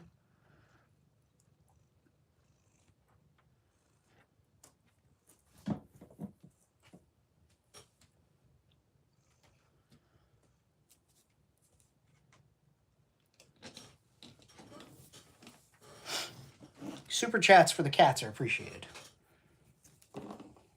Okay. All right, ma'am. Watch the knife. All right, let's see how I work with a giant fur ball. Okay. Swinging the goddamn tail around like a wrecking ball. Daisy Doo. My sweet love. Yeah.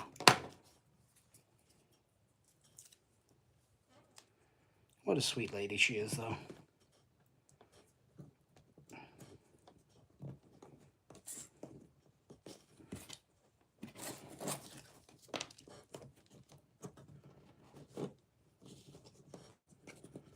Miss Daisy, put your butthole down. We don't need to see your butthole. Hello, gorgeous. Yeah. You're so pretty. Yes, you are. Right, everybody? Tell her she's pretty. As she stretches out and kicks everything across my desk that she possibly can.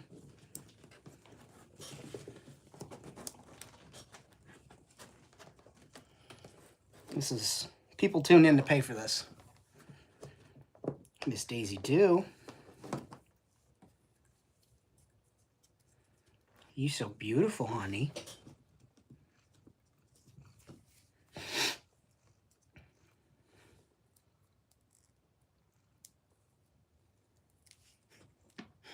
I love her.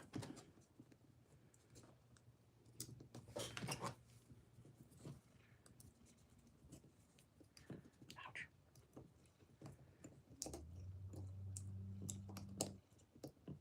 Hey, Aunt. Remember the other night when I sent you those audio clips of that train? It's doing it again out there. So I'm going to have to go back and look at the time. What time is it now? Daisy, what time is it, honey? Check your little wristwatch. It is 10:55. I'm going to have to go back and look at our messages and see if it was done at the same time.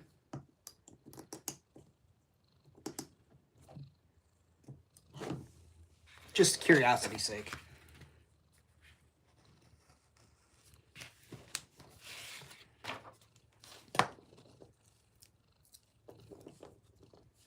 I don't know why I just peeled that like that.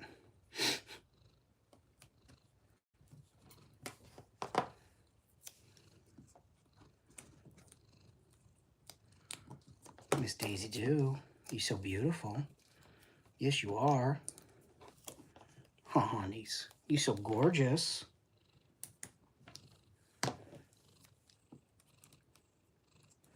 She's like, I'm really interested in what you're doing and how I can involve myself in that somehow. And as you see, I'm using these strips of foam to create like those faux pipes joined together. And we'll do a little bit of hot glue or super glue around them just to create like a fake corrosion, fake joinery.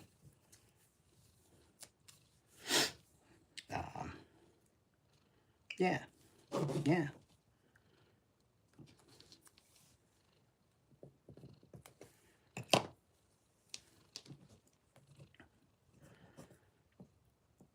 I think it was Tuesday while we were live, and I was thinking, I was talking about like the race against yourself, that how long you feel, or at least how long I feel certain projects should take, and how I feel about things taking time.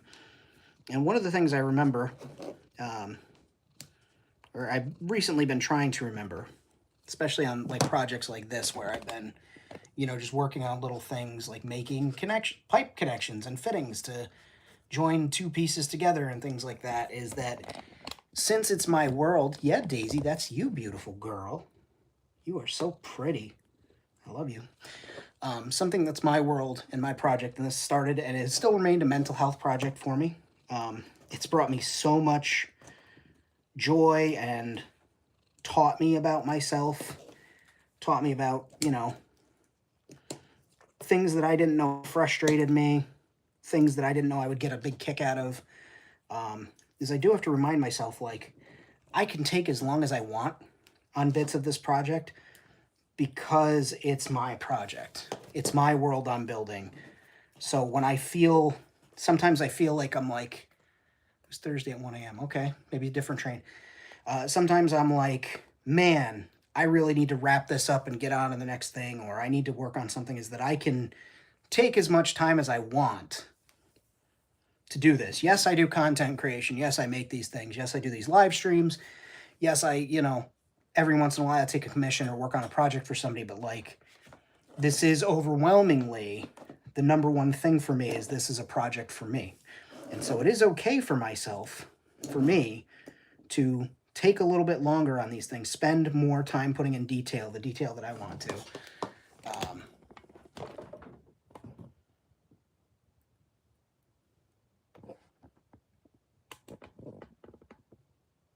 Love that cat.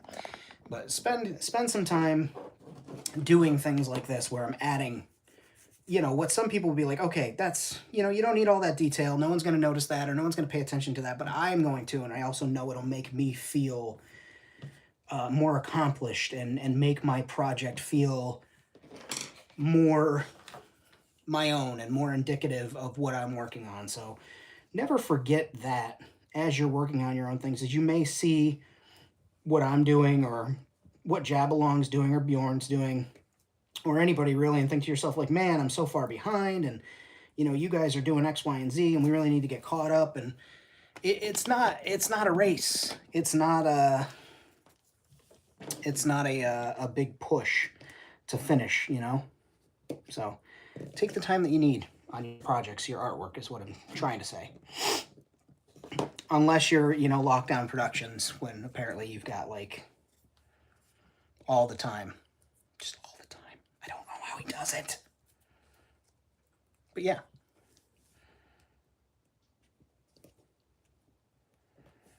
Much love to Lockdown Productions. Because if you want to be goddamn blown away, you just go check out his page, and then you can unsubscribe from me because you'll never want to see my stuff again comparatively. Holy Christ. But yeah, Lockdown does some just amazing work, so go check them out.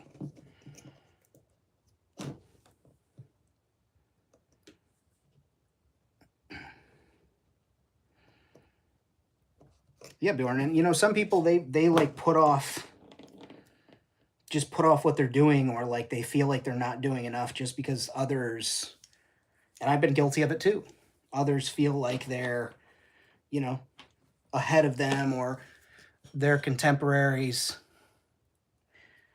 you know, they're exceeding what they're supposed to be, what they think they're supposed to be doing, and that's just not, it's not true, right? These are all our projects for our own individual reasons. Maybe it's just you really wanted to have an excuse to get all your toys out and play with them, or maybe you wanted to like really, you know, gussy up your toy room or whatever it is, whatever the thing is that is your reason for world building, playing with your toys, making displays, dioramas, or maybe you just like checking the art out. I know I have subscribers who have flat out told me they don't have toys, they don't collect, but they come to watch the artwork, they come to see the conversations, they come to see the things that we talk about, the stories that I share for some reason. So, you know, we all have reasons for whatever it is, whatever it is we're doing, and it's okay at times to just take your time, do your thing. It's yours. It's nobody else's. And like I said, sometimes I need to remind myself of that.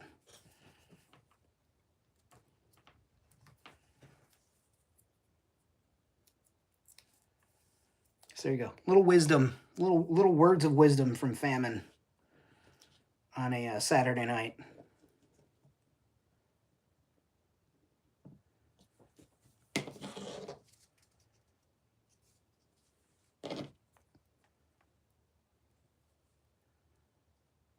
Don't expect that every Saturday. Half the time I'm just lucky to know where I am.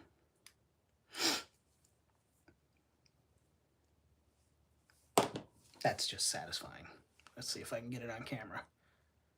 Yeah, that little join to join. It's cool. And yes, I am going to go over all these. Go back in, make sure they're pinched in place underneath where they need to be. And then I'm just going to put a little super glue on there and spread it so that it cures firm. And then we paint. It's just going to have a little bit of extra texture from the super glue, which is always nice.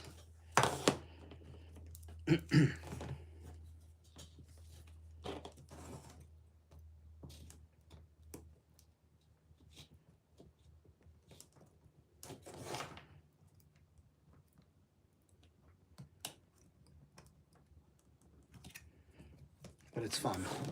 And that's the other thing too, is have some goddamn fun with it. Your major motivation is to build. It does seem, Bjorn, like you're like me, where you do this, you do a little bit of this every day, right? You're usually fussing with figures or coming up with ideas, you know, and sharing them or asking questions about figures and things like that every day. And that's how I am. Like, I try, and I've been very successful, which, you know, not everybody has the luxury that I have of working from home, of having my stuff where I want it to get to. And I get that. I absolutely do. But I have very successfully made sure that I've worked on a little bit of something, whether that be just attaching a few greeblies to a piece that I've been working on, or weathering just one figure, or touching up paint, or whatever, once a day. And that to me is like, it's so important to my brain. Like, it makes me feel a lot more accomplished. It makes me feel like I'm doing something for myself, especially on days where, and I'm sure we've all had this, where at work or life or whatever, it feels like you, and, you know, to a certain extent, especially if you're in a service industry, where you're helping people all day, you're doing for others, it's nice to be able to just take the time and do for yourself. And that one, you know, whatever it is, that one thing that I get to work on that day that's special is like, wouldn't trade it for anything. But I also get the motivation to do different parts of the project that you maybe don't have daily. It's like, for me, it's like, okay, I really want to build another building, but I haven't cracked along on that yet because I'm doing things on other ones. But also, like, you'll notice I haven't done any ships in over a year. I did a speeder bike this year. 2 speeder bikes, I think. I haven't done a ship because I have some ideas in my head, but I really want to, like, focus entirely on a ship for a while and get into, like, the shipbuilding zone. So, you know, I get you with the motivation there. It's like I'm missing that motivation to do certain things, but when I do them, I've kind of already, like, mapped out how I want to attack the project. If that makes sense to you.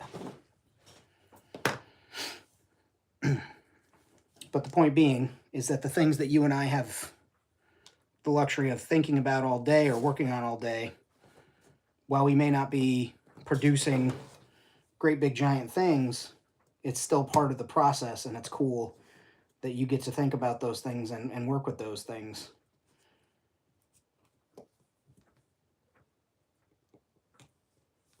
Daisy, could you lick quieter? No. Okay, she shook her head no. Should have seen that coming. I love you, noisy cat. So that's starting to look like pipes connected to things. We'll put some cardstock on here. Yeah. I was just going to say, and then I thought about it. I was like, well, maybe that's not the case. But you are around toys most of your time. So, yeah, you look at toys for so long, and maybe, something you can't focus on when you get home because you don't want to focus on that.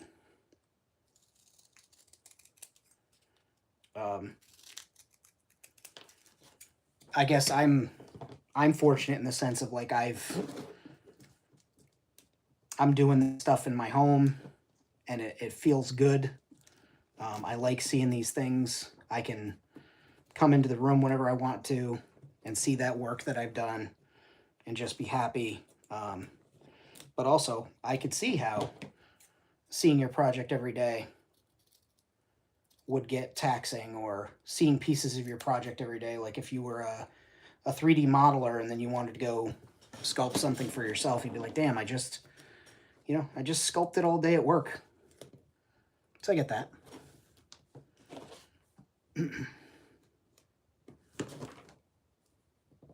Some Tuesdays are a little bit tougher for me when I do my live stream, because I speak all day on the phone. And when I'm doing something like this, when I'm enjoying it, I am a chatty Cathy. I largely don't shut the fuck up. sometimes to my own failing, but I like to talk, I like to express things, and just some days it's tougher to come on here and chat because it's like I've been talking all day, talk to people all day, but I always enjoy it when I do it, and I always wind up coming out of it with like a bit of joy or happy that I did. I got to talk with my friends, you know, and for all the shit that we talk about the internet, and a lot of us kind of feel like you miss the old way, or like when the computer was just like a place. Some of my best friends on the planet don't live near me. Some of my best friends on the planet are people in this chat right now. And it's cool that I'm able to talk to them and show things and do things. And that I get to remind myself of that. I get to do this. So on days where it's like, man, it's tough to focus up and get on there and do the live, like I remind myself of the luxury that is. It helps. Don't know if that'll help other people, but none of you fuckers live near me. Joke's on you, Bjorn. Look under your bed, baby. Bjorn's bed's right above here, guys. We've been waiting to surprise him. No. That'd be fucking wild. Oh, me. Yes, Aunt, you're one of those people, baby girl. But my point being is, like, that's one of those things. And also, I've been the best man in multiple weddings of friends who are, that I met online. So the internet is been great for me for that.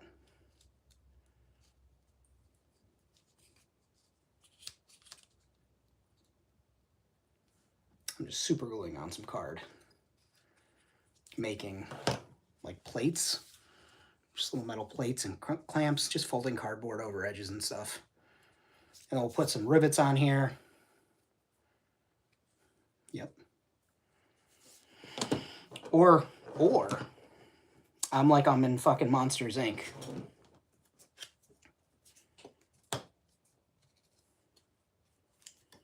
Come out and scare the guy at night. Oh, Daisy Doo. She's snoring up there. Can you see her little bump? Or just a little fuzzy bump? That's my that's my, not bathrobe, that's my winter, like, warm robe. Nope, now it's Daisy's bedding for the tower. Yeah. That's Daisy's watchtower up there.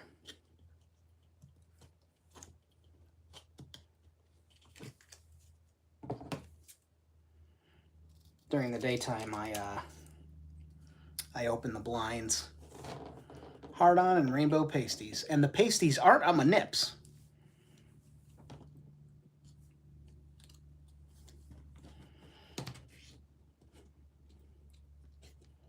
I come out like the hormone monster.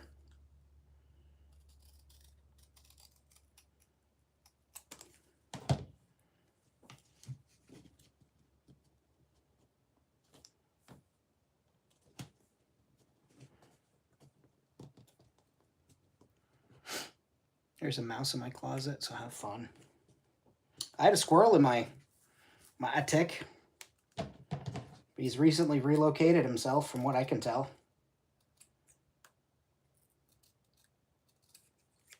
So, I mean, there's that. Wait, send Derek in there.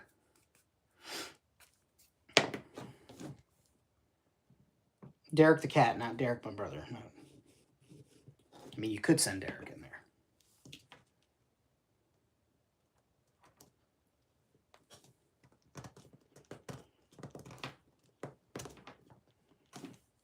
Which would be fucking hilarious. Just don't tell him there's a mouse in there. Just, yeah, no, go in the closet.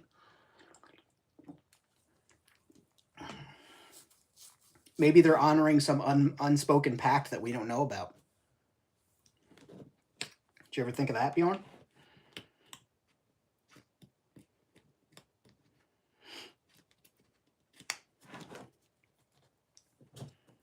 Yeah, you only think of yourself. Mother was right. Oh.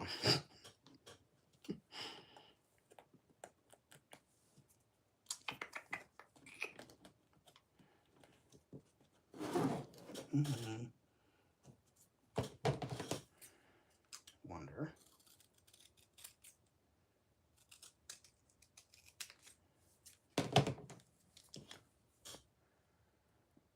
Kanye. Quinlan the Mouse. Yeah, buddy. He gets the job done for the right amount of treats.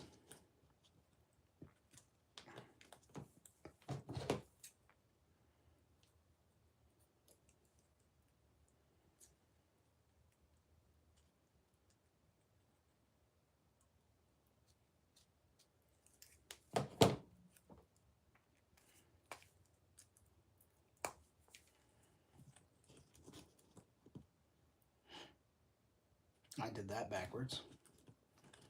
That's okay. I'll just flip it around.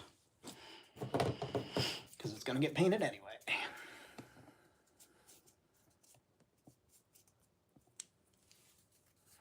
Yeah, Daisy's a sweetheart. It's funny. She just likes to chill and watch other people play around, watch the boys play. Sometimes she'll hop down and like chase them when they don't expect it, which is the funniest damn thing because it's like she's chilling, she's watching them, and then fucking boom, she drops down, hides, and goes after them. And they're like, what the fuck? The girl's playing. It's pretty funny.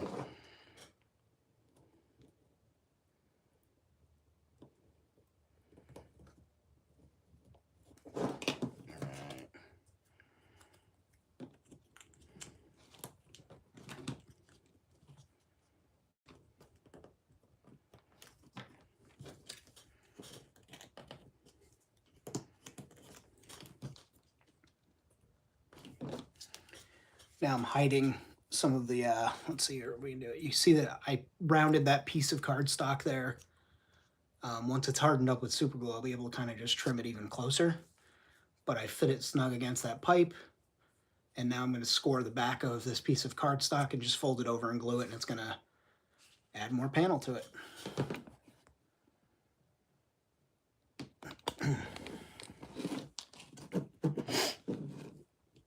And when I say score the back of the card, it's literally I'm just dragging the blade, just dragging it. I'm not pushing. I'm just, see, I've got 2 fingers and one for stability, which is my pinky. And then just fold it over. And it follows that fold pretty damn nicely. Although I will do this real quick. There we go.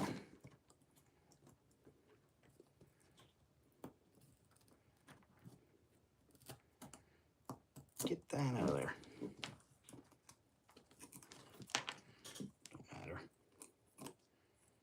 Flip that under. All right. I cleared that out.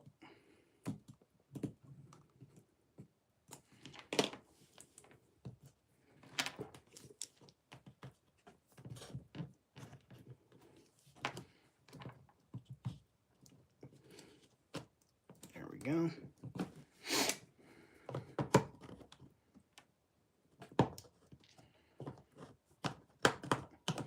I just like to use the handles of my tools sometimes to push things down, help make it flush. But yeah, we're just building up layers, what'll be plating. Once this is, we'll do this one, just so I could show you what I mean by coating these in super glue. Quite literally, I mean that, like, just coat it in super glue, take a piece of card or a piece of foam, something left over, and just smooth it on there. Wipe off any excess on the edge. Don't let it linger for too long. But so long as you keep it moving. And now that's good and tough, good and strong. Do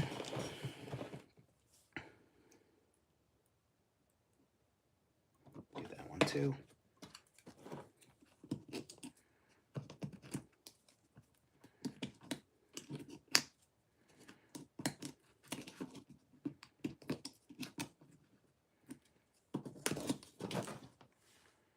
Again, that's good and fixed in place. We just keep doing that for these pieces, but I want to get all the cardstock on here now before I start bathing everything in more glue. Just making my life a little easier for certain areas.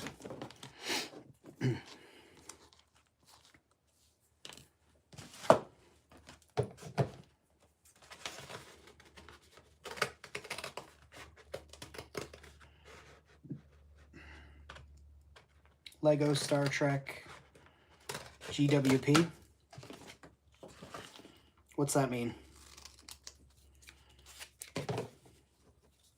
The GWP, I know what Star Trek means, but... Fingers.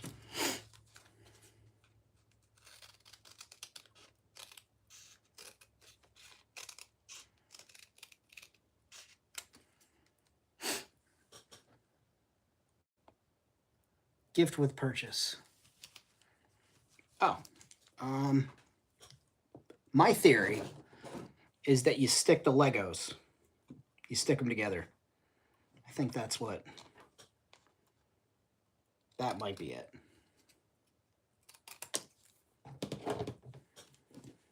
So they probably stick together. I'm very helpful. This one we're not going to use super glue on. Well, maybe. Because I don't want to get up.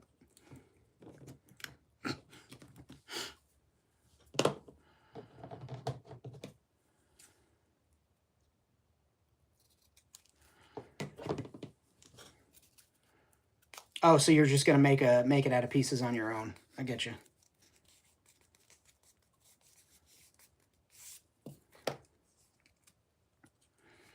I copy.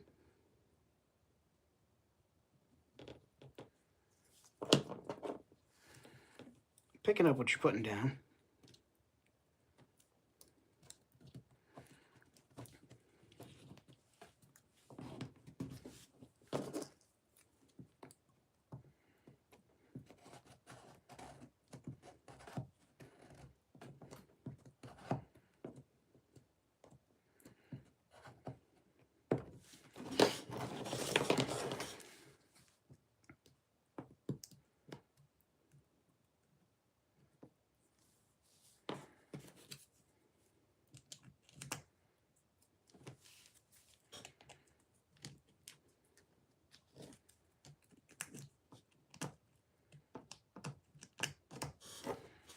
Cool.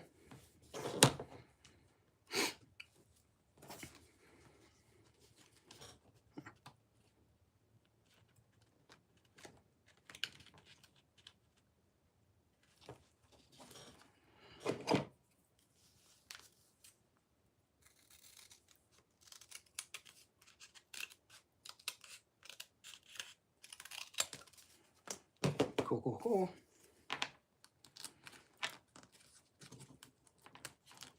I think that needs to be trimmed a little bit. It's difficult, but you can do it. That's the attitude, brother. Huh.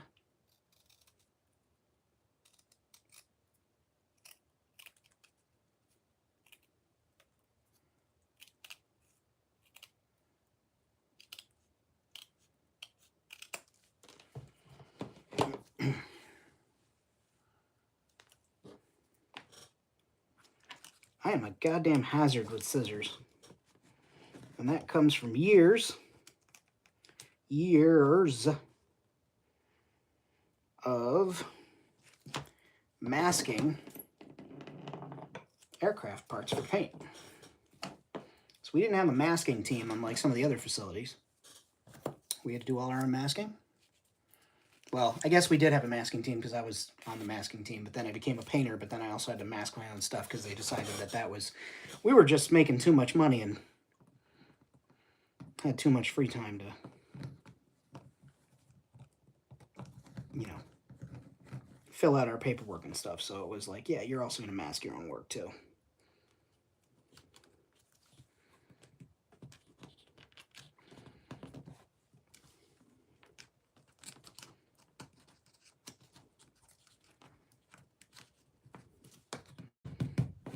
Weird jobs the famine has had.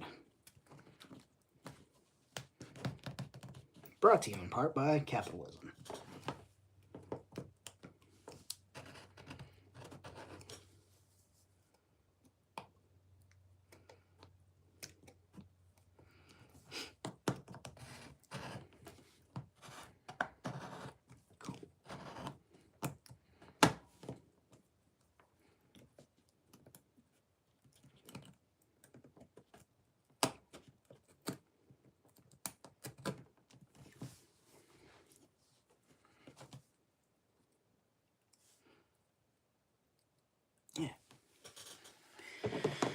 And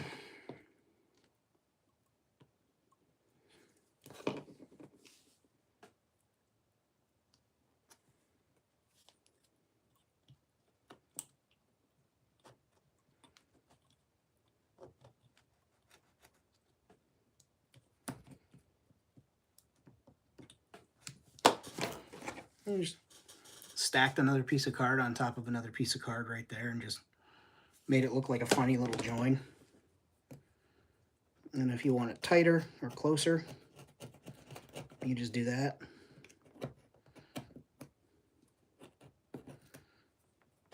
Because we can coat this in glue or Mod Podge or whatever. And it, you know, just make it look more metal, more textured, more not wood. And that's what we want, is we want it to appear as though it is not wood. So we do that by making multiple plates of cardstock and putting it over things and just really, you know, really working on things.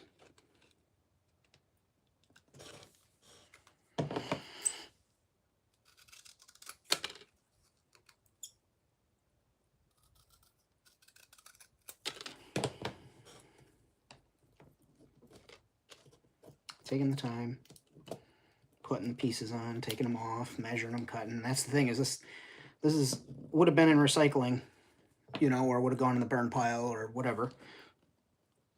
And instead, I took the box, flattened it, stored it with the other ones.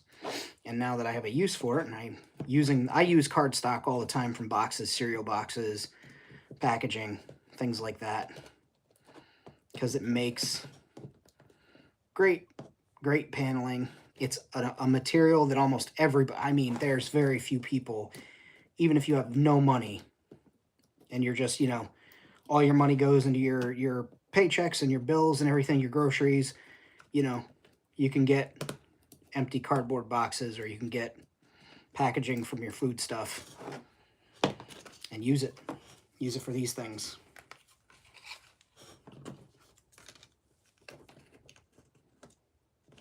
Oh, that's cool. That'll be perfect.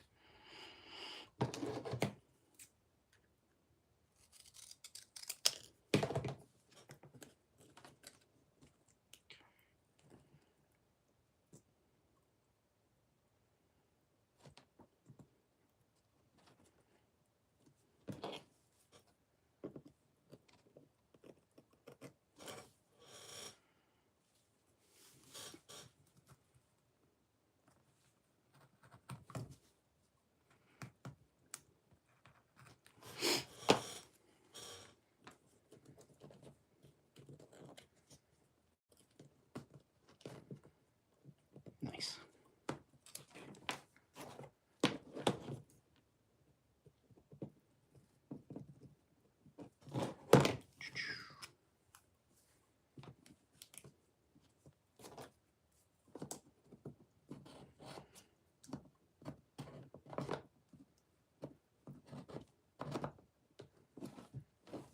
Let that super glue harden up.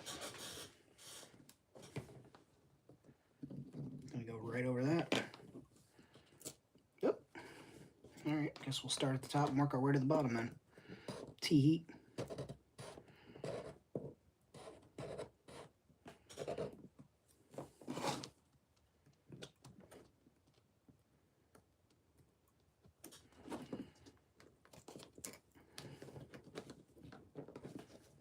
I should have scored it like I did the last piece. See, we learn lessons. We learn lessons here at Famine Studio. Not often, but we do.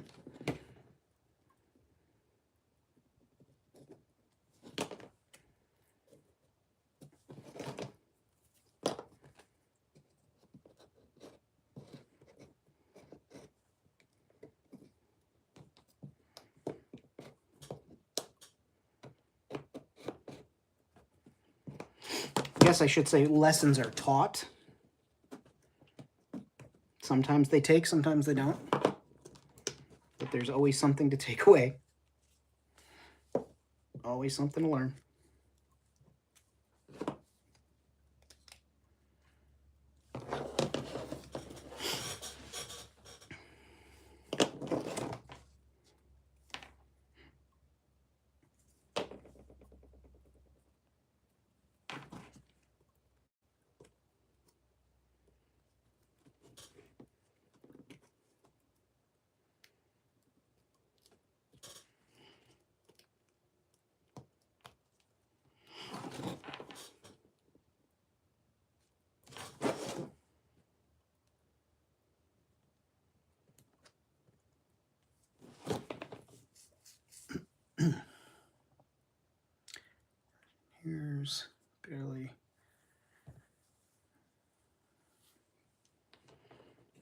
Nothing wrong with that.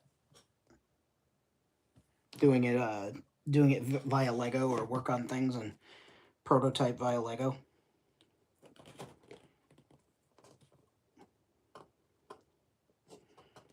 I've seen some absolute bananas, absolutely fucking bonkers builds out of Legos. My friend Max, he built the Citadel from Mad Max Fury Road out of Lego, and it's so cool. So, I mean, we're just covering pieces up in cardstock and making it look layered and plate metal and attached and fused together, and just like really pleased so far.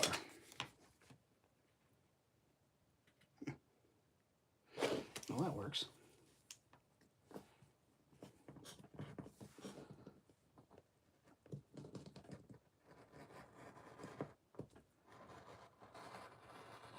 I'm gonna have to trim that a little thinner. Also might be time for new or sharpen the blade. Yep. It's time to sharpen it. Because should be able to glide through with no pressure on that cardboard.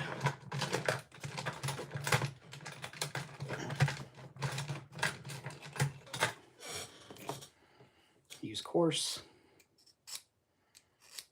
and then I use fine.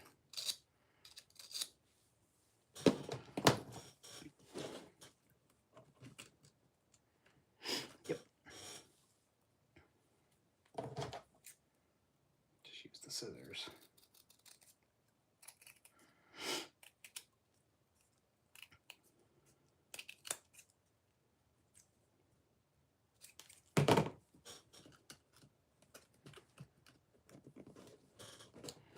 Ooh, ooh, fits flush. Ooh wee. Famine, how do you do it? You know, it's 10% luck, 20% skill. I'd say about 15% concentrated power of will. About 5% pleasure, 50% pain. 100% reason to remember the name.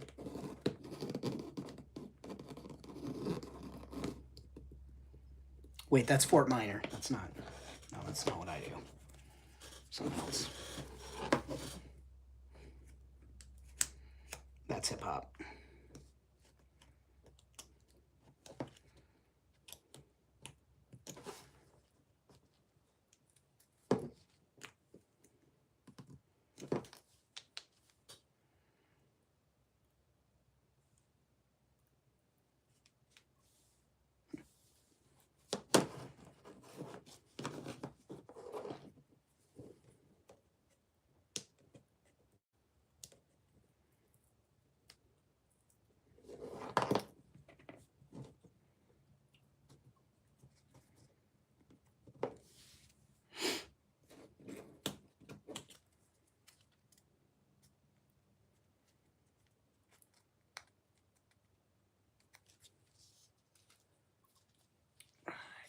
Nice.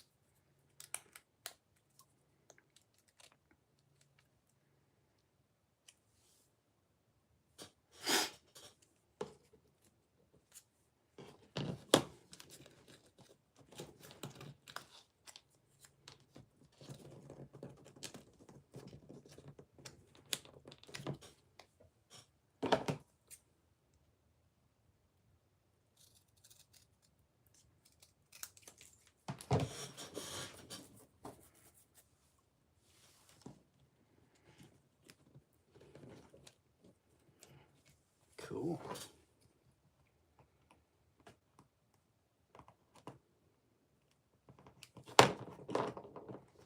Make that perfect little angle. That's another trick, is you score on the inside. Make yourself a nice little right angle.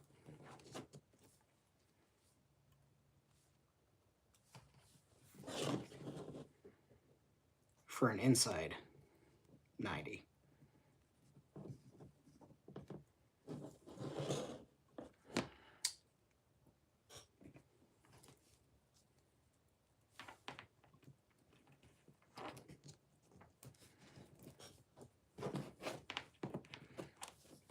in, push that in. That's dope.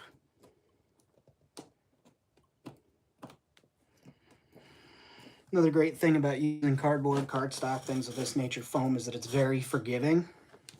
And it's very easy to, like, prototype your piece, try it out. If your piece works, great, you move on. If it doesn't work, you're literally using garbage. Something that would have ended up in the trash, or wound up in the trash. No, I think ended up is the correct phrase. Something that by its nature would have been garbage. But instead, we're over here repurposing it for art and for play. I think that's pretty goddamn neat.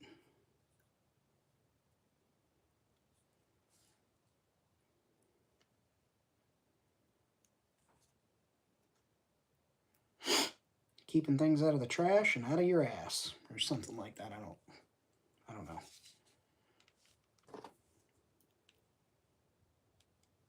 You could. I don't know what you do on the weekends.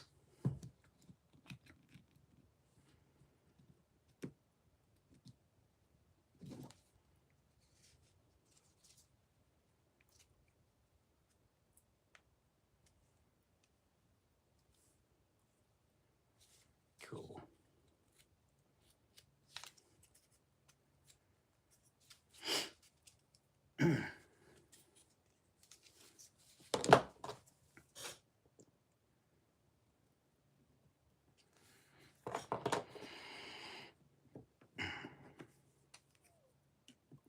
Oh, Miss Daisy snoring, having little Daisy dreams.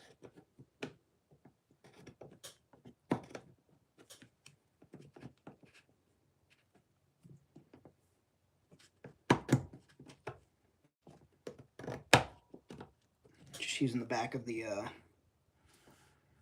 safety knife handle, and I'm pushing that, and it's fusing with the the super glue. It's making a nice join.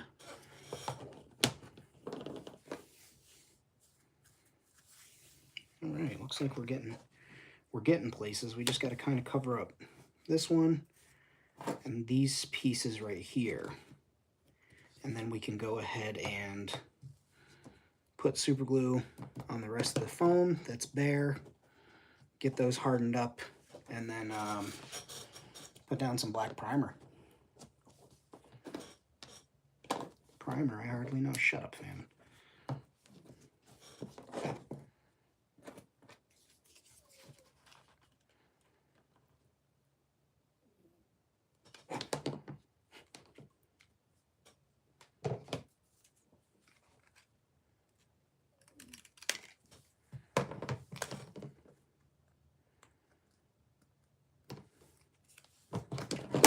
Yep.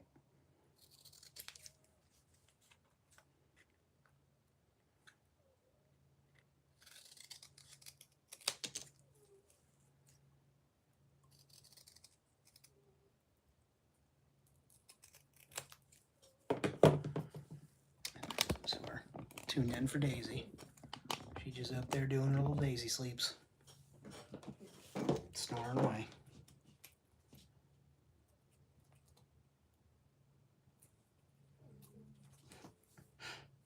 She's a good lady.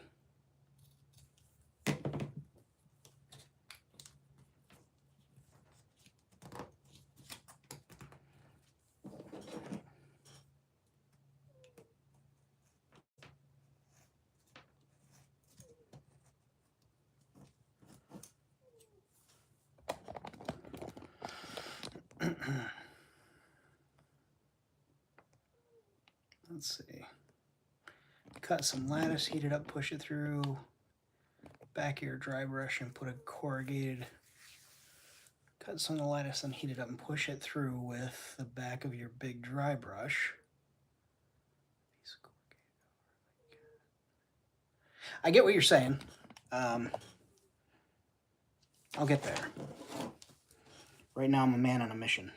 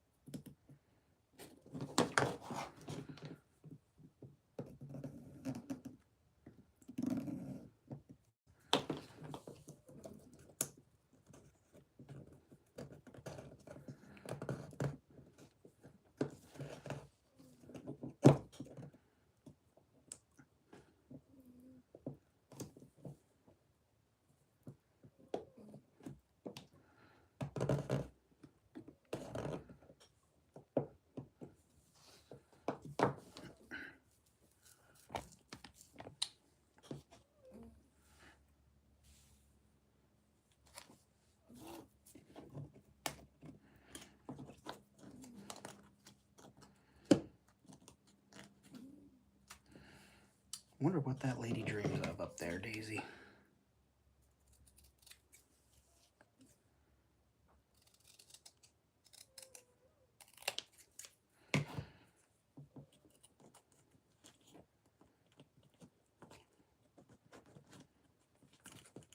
Maybe she dreams she's like Trinity in the Kitty Matrix or something.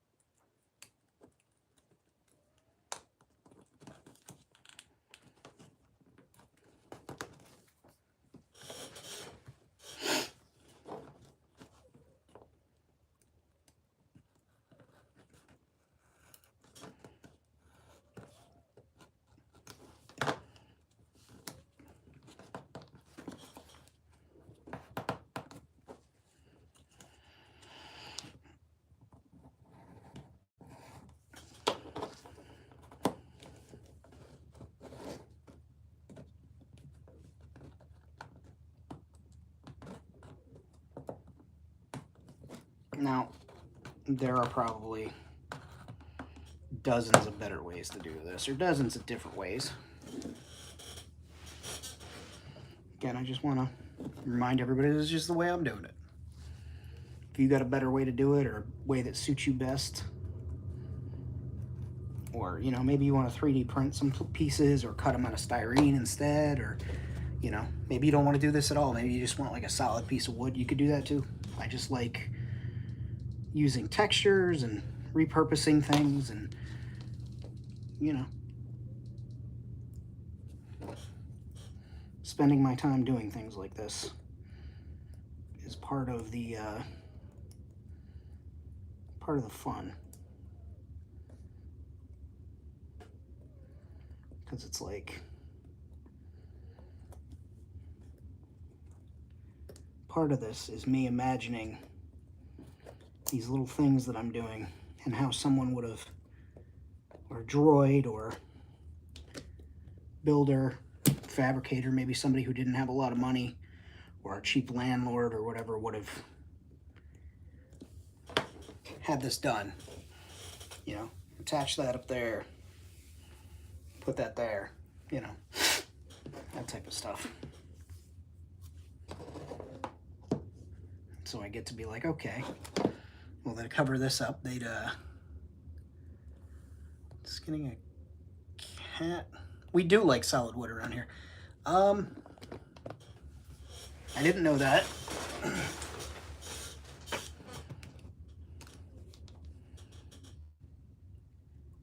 I was once an avid fisherman, a young man who enjoyed his time with the sea.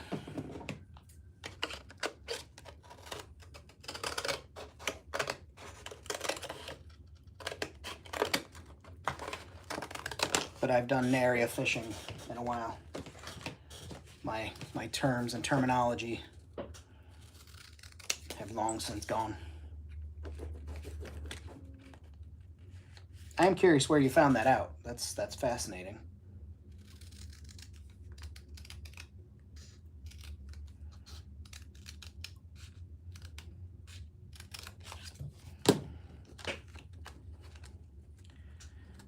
I used to think it had everything to do with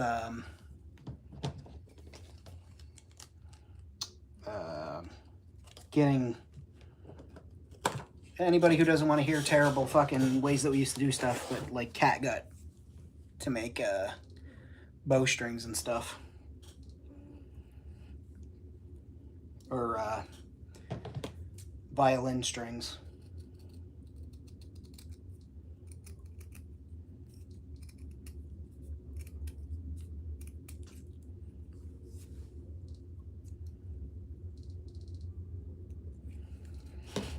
No, Bjorn, we know you don't have a big fish problem. You have a big Wookiee problem. Thought we covered this earlier. Have a good night, Aunt.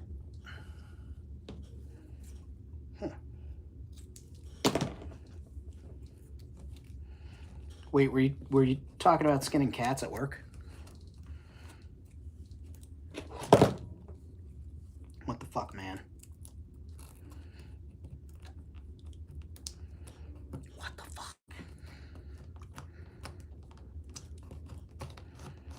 What do they do to you?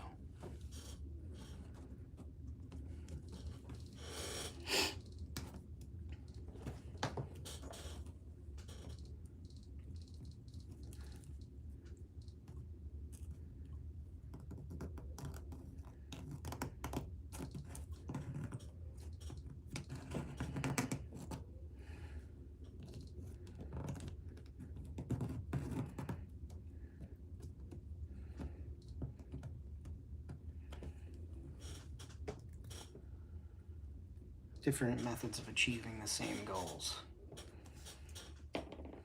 That sounds easier to say than there's more than one way to skin a cat. You could just be like, there's more than one method to achieve the same thing. Why y'all gotta bring cats into it? Fucking Cruella de Vil.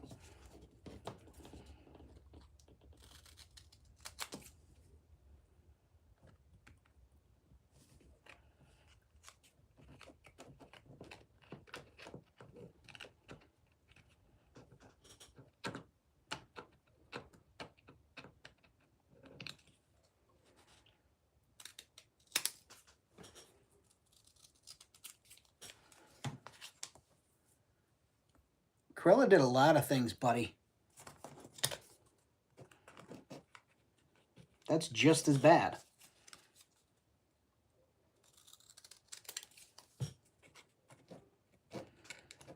There's more than one way to make a coat.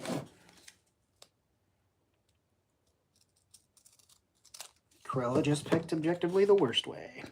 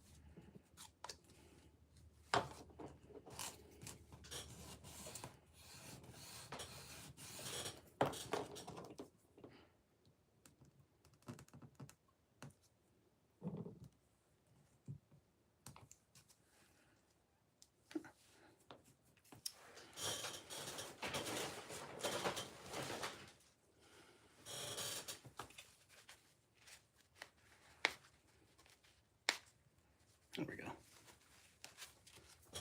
No, snake bugs.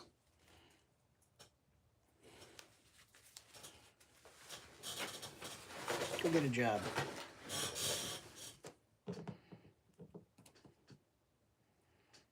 Wait, is this one out? Did I use all the glue in this? I did.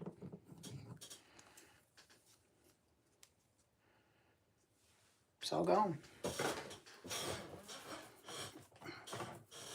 That's cool. We're gonna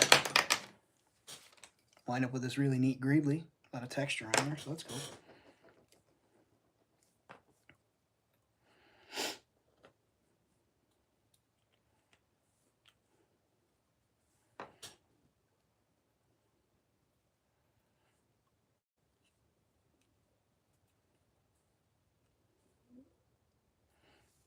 All right.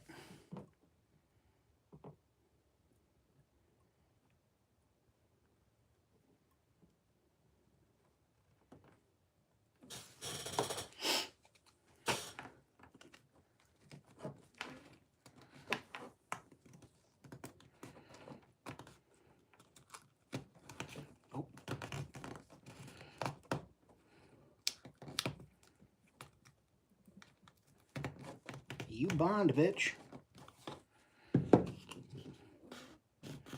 You get glued, ho.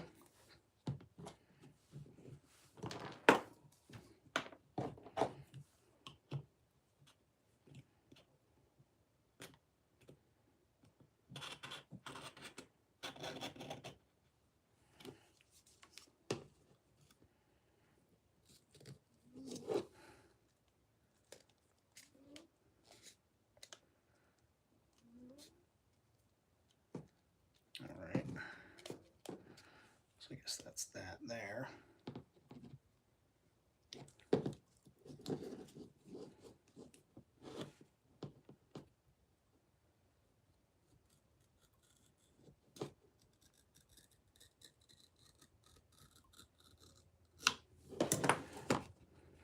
Okay.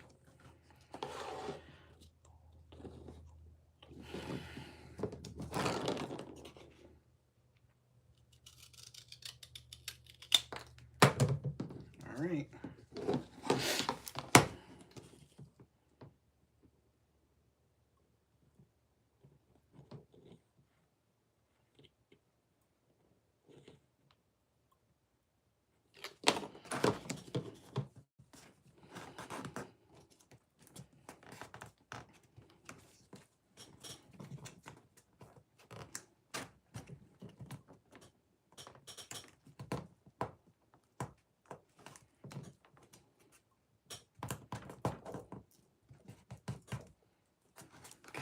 Okay.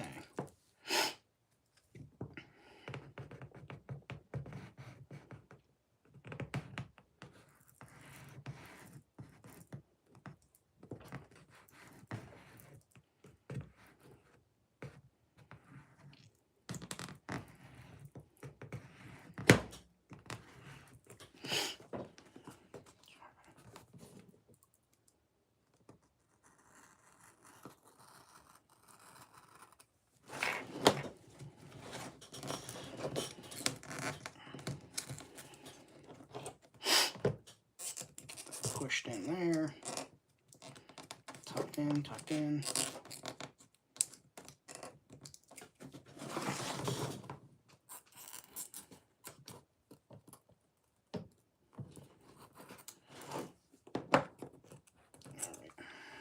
This one's going to be difficult, this angle.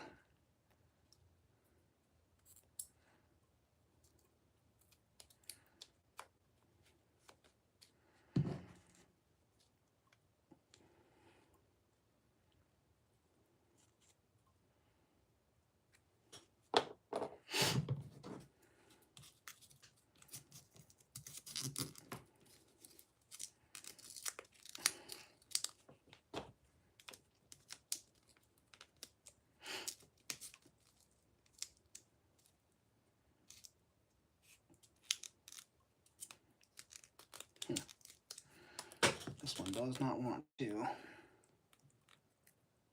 fuse where I want it to, and that's okay, because I'm going to force it.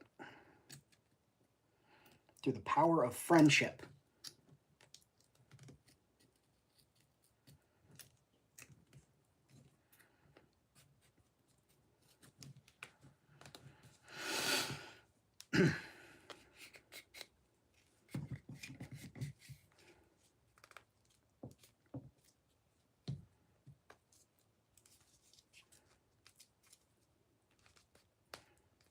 There we go. Friendship. All right, so we've got all the pieces that we need to covered, or the pieces that I want to covered. Now, I'm just gonna bathe some of these in super glue. By some of them, I mean all of them in super glue. And that's gonna, when they cure, they're gonna be super stiff, super impregnated with the super glue. And that super glue, it's gonna make them stay. It's also gonna make paint stick to it really nicely.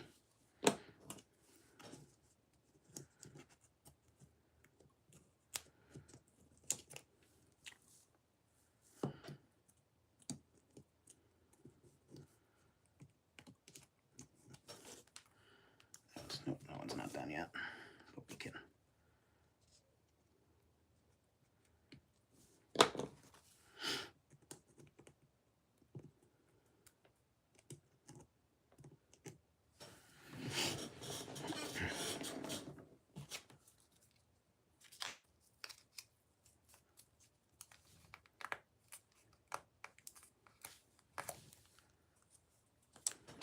Okay.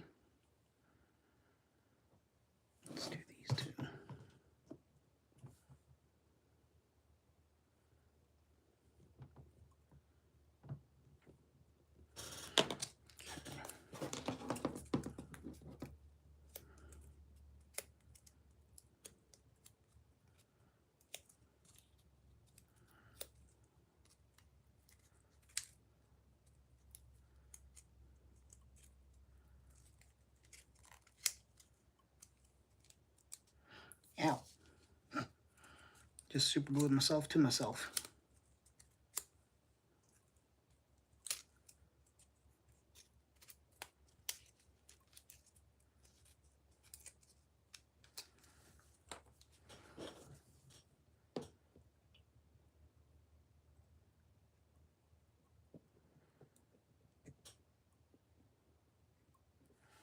And I don't recommend this for every project or every piece of EVA foam. These are small enough that I can get away with doing this, and I like the texture that it adds.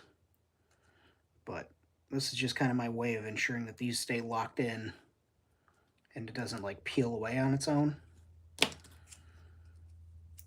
And also I, again, like the texture that it leaves, so.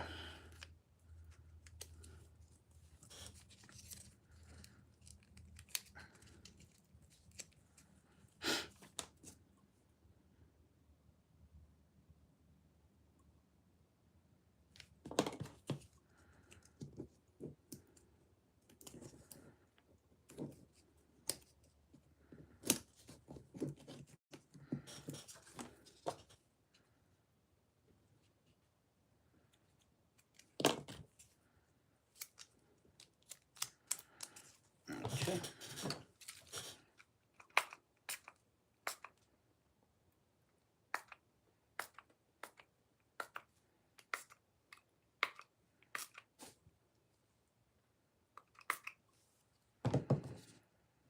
All right. I guess I do have 2 spots. Son of a bee. You know, we're gonna paint it and risk it. I'll stipple it with some Mod Podge.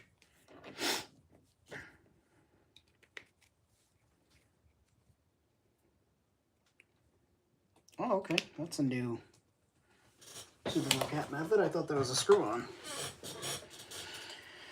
Now we can take these glued up pieces and my scraps and get them cleaned off the table. My fingertips are super glued, so I now can't scan my fingies into any devices.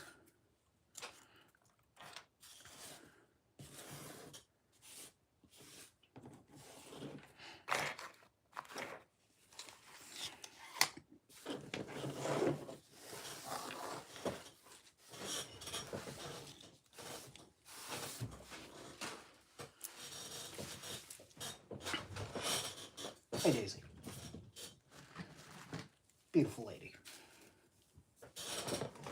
All right.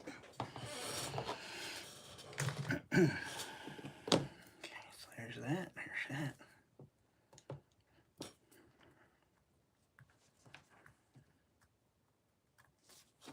That's what we're working with now. So now we've got a nice, rigid, fuck out of here, piece.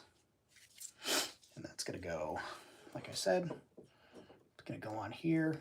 We'll have some fun moving these wires around. Maybe raise those ones, push those out of the way. I want to make sure my arm is right in the shot. But yeah, and that'll be attached, and we'll put supports, obviously, down to the next level. But now we have a very follow me, camera, we have a very structurally sound piece here. I feel like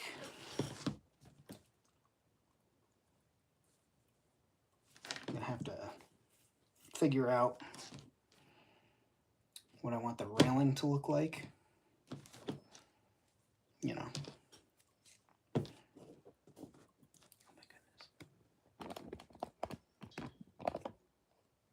You'll see how fucking cute. You'll see how cute she is. You're so cute, Daisy. You're so damn cute. Yes, you. I love you. You're so beautiful. Yeah.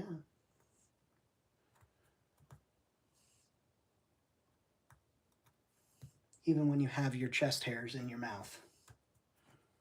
It's very cute. at that cat. Beautiful girl. Look at me. Her, me. I know why you guys are here. Both of us. Huh?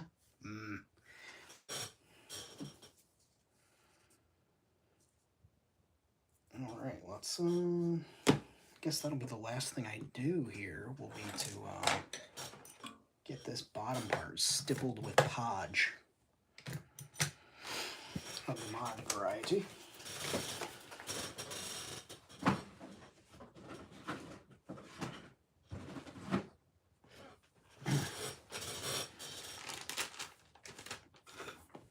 Careful, honey, careful. Why didn't y'all tell me she was going to jump down? Hi, baby. What you doing, girl? Yeah, hello. I'm cleaning up a mess, sweet girl. What are you doing? She's like, crime. Did you see me, Papa? I dropped from the ceiling like Batman.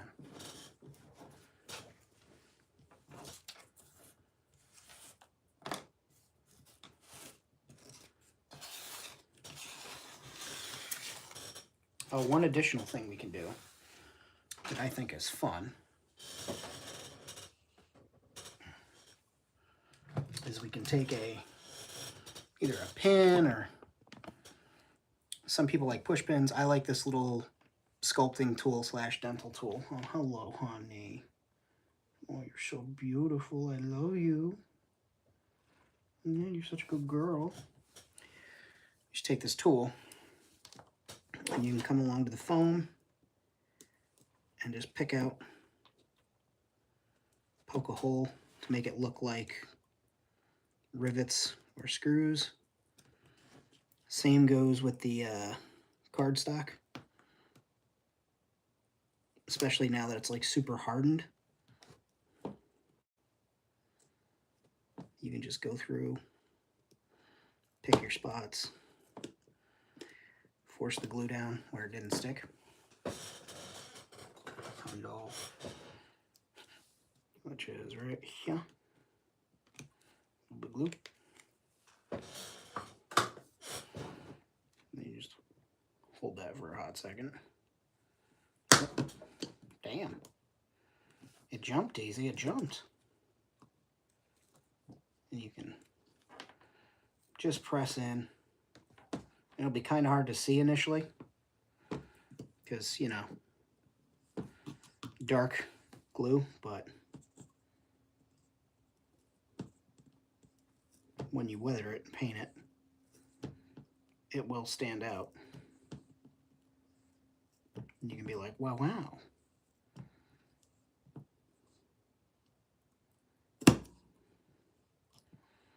If you're patient, you can also, once it's been weathered, you can go in with a different silver, different rust color, depending on what you're doing, and touch those little rivet lines, and it'll look like, you know, there's actually physical rivets in there.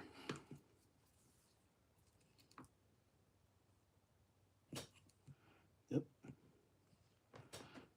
And you don't have to do it to every one. You could pick and choose, but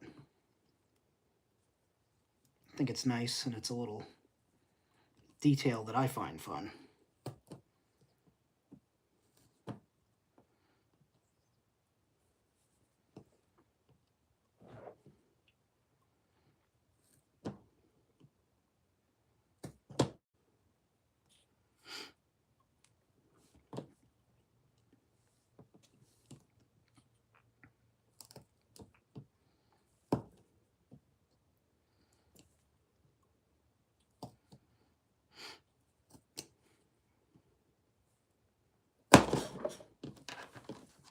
Well, goddamn.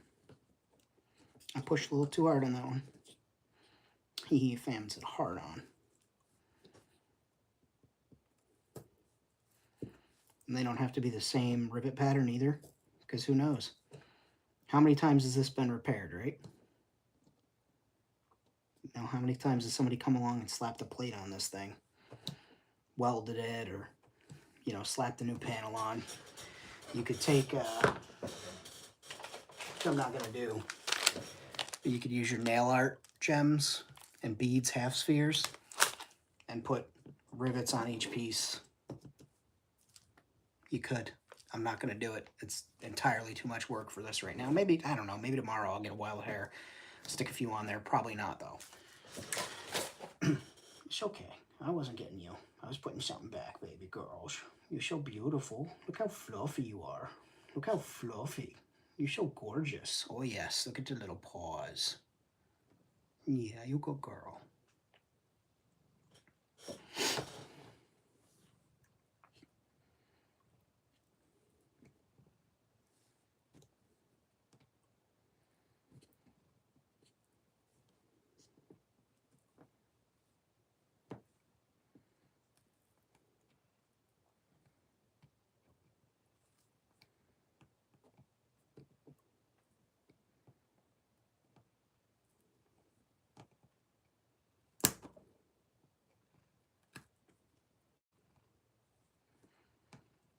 Hey, what'd you watch on YouTube last night? Well, I watched a grown man play in glue for 2 hours, and then he started poking holes in things. It was riveting. Waka waka. You get it? You get the joke? It was riveting.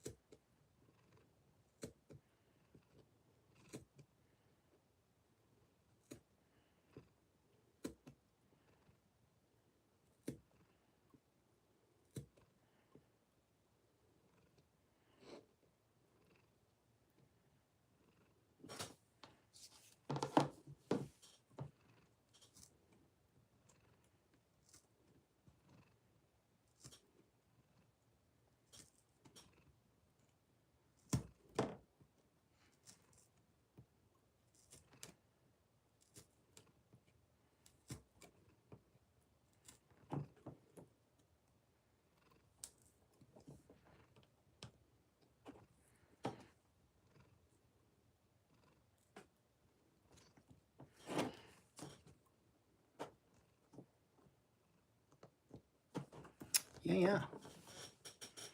You did a good job, Daisy Doo. Yeah.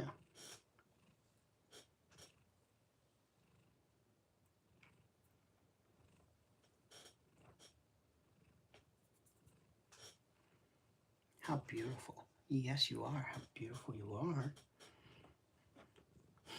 You're so gorgeous. Yes, you are.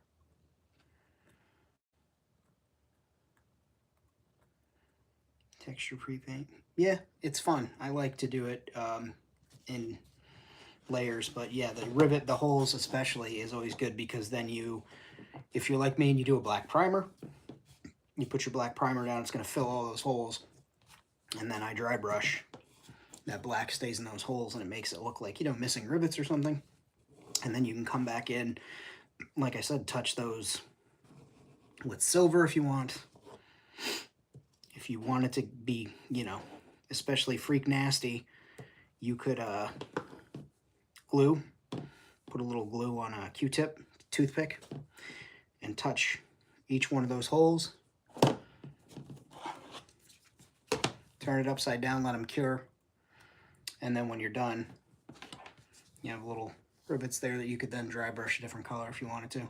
There's all sorts of ways, but it's just the way Famine does it.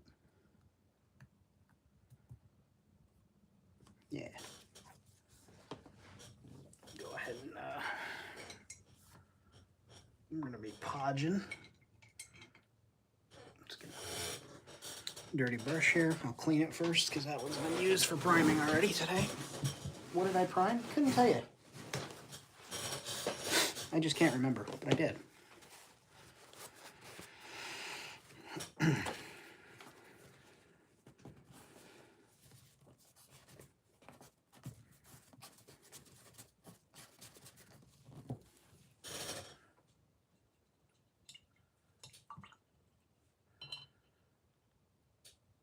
Daisy, I wish you'd stop eyeballing that water. You get a great fountain, great water dish. You do not, ma'am, need to drink the paint water. Knowing enough that I'm stupid enough to accidentally drink the paint water from time to time should make you never want to do that. So please, do not ever drink the paint water, Daisy.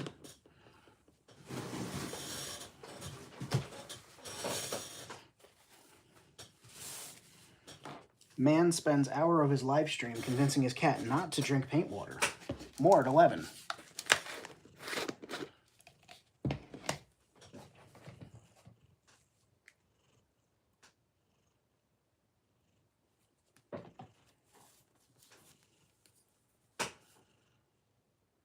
Alright, so I got a Mod Podge on here.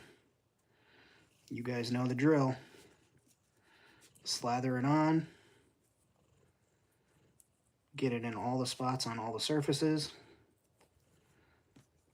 You let it start to harden up, and then you can start adding your texture if you'd like to. But you want to make sure you get a nice coating all over all the stuff.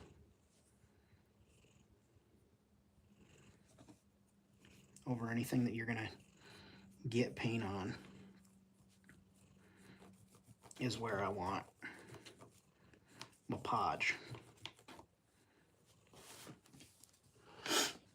Anywhere that you've got that you need paint to stick, because we did scratch it up with the Scotch-Brite, but we want to make sure that the just all of it gets something to help promote adhesion for when we spray this bad boy out. I'm not going to spray it. I'm going to hand paint it because I'm a glutton for punishment, and also because it's cold and wet out there.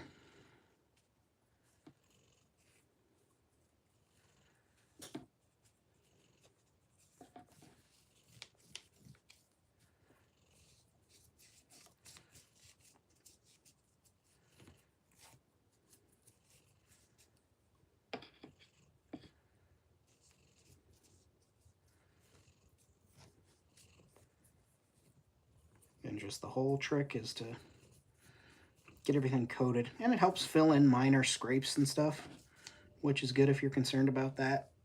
And you can do multiple coats if you want to. I don't feel multiple coats is necessary for, you know, multiple coats I say, but like we're going to add some texture, so certain areas will get multiple coats, but you get what I'm trying to say. If you were worried about, oh, I need total coverage, we get your total coverage, but you can do it in one pass. You don't need to worry and, you know, do 6 or 7 layers of it. You can. I'm not your boss. I'm going to tell you how to do your job.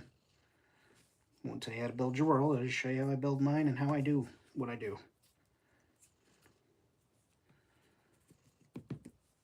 And areas that are good for texturing, corners around where there's joins, in crevices, stipple in a couple areas on the grating. It's supposed to be, quote, metal.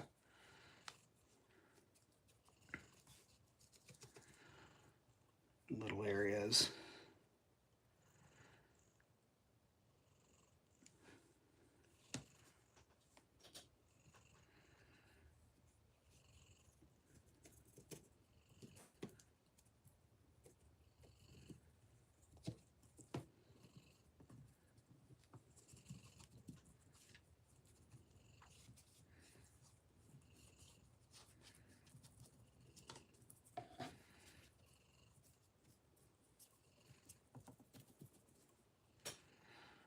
And like, I guess this pipe here, I'm just going to go extra ham on the glue, the Mod Podge.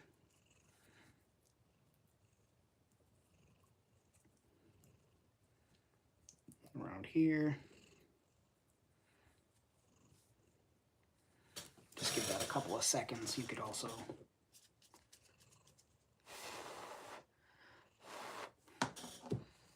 start to clarify, let it start to dry up a little bit.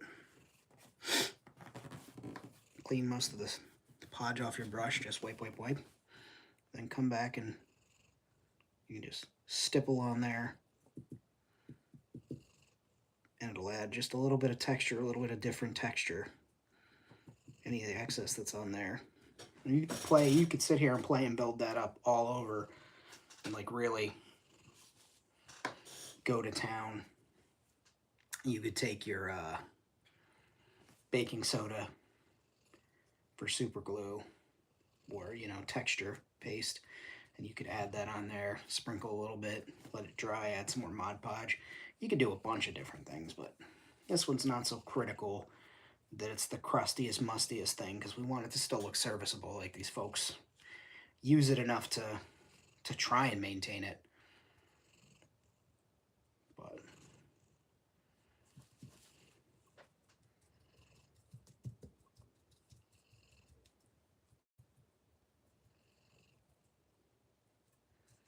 doesn't need thick built up layers. You can just pick spots and tap.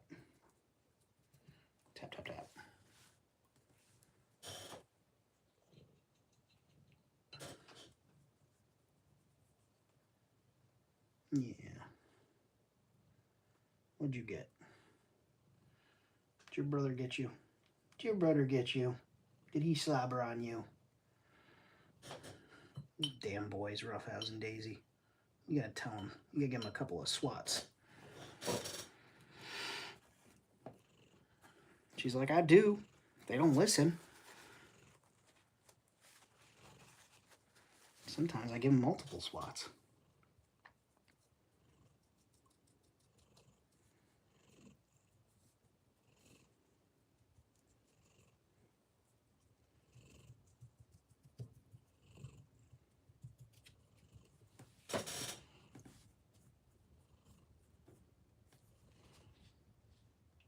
All right. I'm going to let this dry overnight. Going to go ahead and call it an evening. I appreciate you guys for tuning in for a long one. It was great having you here. If you're new to the channel and you haven't already, hit the like button, subscribe. If you have the ability to help out the channel, you want to support an independent artist, hit up Patreon. Patreon links in the comments below. So is Ko-Fi. And I hope you guys have an excellent, excellent weekend. I'll see you again soon. Probably Tuesday night, but too sweet, mate. Be good.